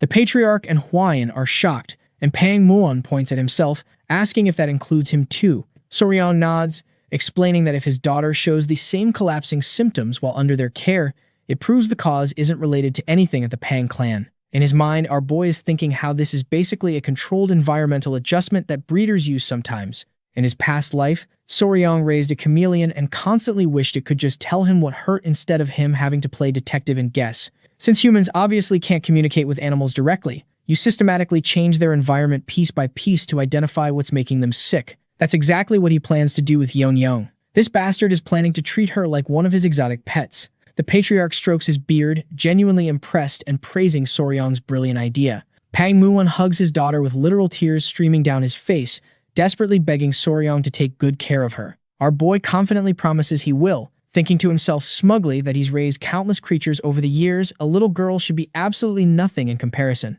Yeah, he's about to learn that lesson the hard way. The next day, Young Young wakes up crying her eyes out, and Soryong's in full panic mode because this is not as easy as he thought it would be. She's been crying nonstop since she regained consciousness, and Huayan and his mother-in-law are out gathering supplies, leaving him completely alone with this unpredictable tiny human. He desperately asks if she's sleepy or hungry, trying anything, but she just keeps wailing. After several painful minutes of this, he asks if she's crying because her dad's not here, promising her that Lord Pang just went to get medicine and will be back soon. She puffs up her cheeks and says she wants sweets. Our boy's sweating buckets. She's not crying over her father or being sick. She's throwing a tantrum over candy. She wails dramatically that all her sweets are gone and she's all alone now. Soryong remembers that Huayan discovered Young Young had hidden pockets absolutely stuffed with candy when they changed her clothes earlier, so he told her that she just woke up after collapsing, so no sweets right now. She needs to eat rice porridge to recover, but if she eats well and behaves herself, he'll personally make candied fruit skewers for her.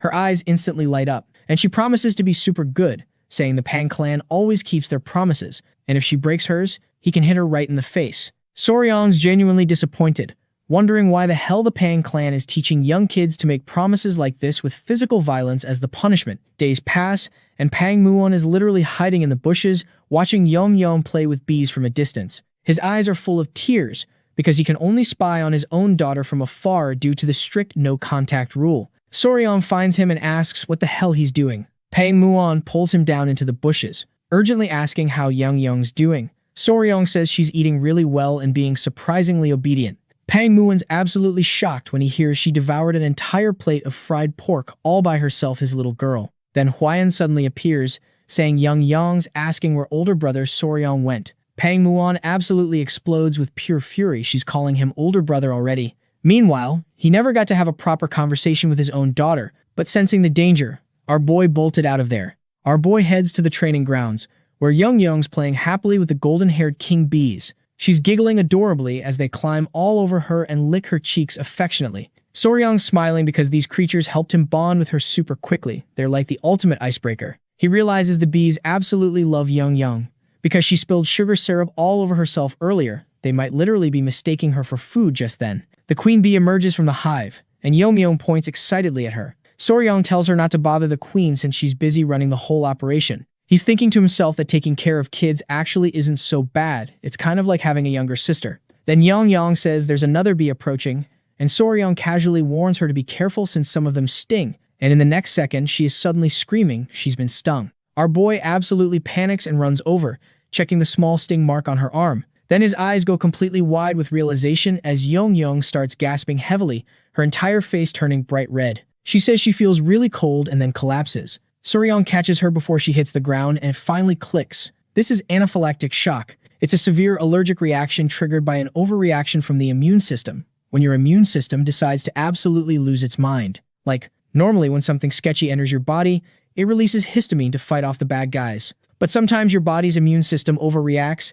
and if you're unlucky enough, you could literally die from it. Back to the present, and Soryong is sprinting towards the mansion with Yang passed out on his back. He finally makes it and starts screaming his lungs out for the clan head, yelling about how Yang has fainted again. Everyone comes running out looking worried as hell, asking what happened. Meanwhile, the gorilla dude is absolutely freaking out, and without wasting a single second, he starts transferring his internal energy to her. Seeing this, our boy finally relaxes a bit, thinking how normally you need advanced medicine or some hardcore steroids to treat anaphylaxis, but thank God the cultivation energy actually worked. Cheolson examines Yang and says her symptoms are exactly the same as all the previous times. This catches Pang's attention, and he asks our boy what the hell happened since he was right next to her. Soryong tells him she got stung by a bee. Both the dads are shocked, but then Cheolson's like, yeah, that could be possible, but we still can't figure out what's really causing her to pass out like this. That's when our boy drops the bomb. He's figured out what's been causing it all along. He says he was able to identify the cause because she got stung. Pang's standing there looking confused as hell, so he tells our boy to just spit it out already. Soryong goes, well, to tell you, we need to take her clothes off. And naturally, he gets bonked for that one. Cut to some time later, and Huang and her mother-in-law walk out of the room, confirming that what our boy said was actually true. Yang does have spots all over her body, plus there are some old and new wounds too.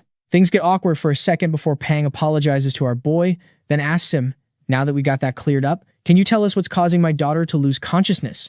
Soryong's like, it's bee venom. But Pang immediately shuts that down, saying that's impossible because there are literally no bees in his residence. Our boy agrees, saying, yep, you're right, it's not a bee sting, because anyone would be able to tell that at first glance. At the same time, he's thinking how Yang symptoms are clearly anaphylaxis. In the next second, our boy's brain is literally on fire. He's going full detective mode, trying to figure out what poisonous creatures aren't bees but have bee venom, something with melittin or peptides that triggers swelling and makes you stop breathing. He closes his eyes and starts imagining the forests of Hebei province in China with its temperate climate, and a whole lineup of poisonous bastards starts appearing in his mind like he's browsing a deadly creature catalog on Amazon. The white-lipped pit viper, the Chinese cobra, the Chinese scorpion, the Chinese red ant, and the red-chested ant. Soryong touches his chin and immediately crosses out the snakes and scorpions from his mental list. Meanwhile, Pang, Muon, and the patriarch are just standing there staring at him with their eyes wide open, wondering what the hell this guy is doing right now because he looks like he's having a full-on conversation with the voices in his head. Then our boy starts imagining little Yang stuffing her face with sweets. He needs to figure out where she'd constantly get bitten by this mystery creature, something tied to her daily routine. Then it hits him. This girl is absolutely obsessed with candy, like clinically addicted. His eyes go wide as he remembers that Yang had a secret stash pocket in her clothes just to hide sweets from everyone. He can't help but smile because he's cracked the damn code. He stands up with absolute confidence, saying he's 100% sure it's bee venom and asking them to just trust him on this. Wei-Yin's staring at our boy with complete confusion written all over her face. Pang's getting pissed off again, pointing out for the second time that there are literally no bees anywhere in the Pang clan residence. Zero, none, zilch, nada. Soryong turns to them with this smug, confident-ass smile and drops some knowledge. Anyone from the Tang clan knows venom doesn't affect everyone the same way. For some people, even a microscopic amount could straight up send them to the afterlife, while others could tank 10 times that dose without breaking a sweat. Pang's jaw drops, and he starts sweating because he doesn't understand a single word coming out of Soryong's mouth right now. The man's speaking straight facts, but it sounds like alien language to him. The patriarch reaches out and backs our boy up with a sincere look, saying Soryong's absolutely right since even with identical poison, the effects vary wildly from person to person. That's just basic toxicology 101. Soryong spreads his hands out like he's teaching a class, explaining that as they just witnessed firsthand, Yang is extremely sensitive to bee venom, like dangerously so, on a whole different level. Wan's just listening silently while Pang and the patriarch nod along like students taking notes. Soryong's eyes are glowing with confidence now. He taps his head with his finger and says, "One thing's for damn sure. She's vulnerable as hell to bee venom. But since there are 0 bees in their house, that leaves only one logical possibility." Pang's watching our boy intensely and can't stop sweating buckets. Meanwhile, somewhere else in the manor, the queen bee's just chilling on the ground with this tender look, lying next to another bee, like they're having a romantic moment. These insects are literally having a better love life than most of us. Soryong reveals that the culprit is indeed a bee, but a very special type that nobody's thinking about. Several hours later, when night falls, Soryong is crouched on the ground next to some rocks, looking like Sherlock Holmes on a stakeout. Hwayan's holding up a fire lamp to light the area, and the patriarch's standing behind them watching. The patriarch is observing our boy with a confused expression, probably thinking this dude's lost it. Pang's eyes go wide with curiosity, and he asks if Soryong's actually sure this is the right spot. Soryong's eyes shine with pure confidence as he smiles and says he's absolutely certain this is the place. He asks Hwayan if she can shine the light a bit closer. Hwan's eyes widen with curiosity as she's holding the lamp,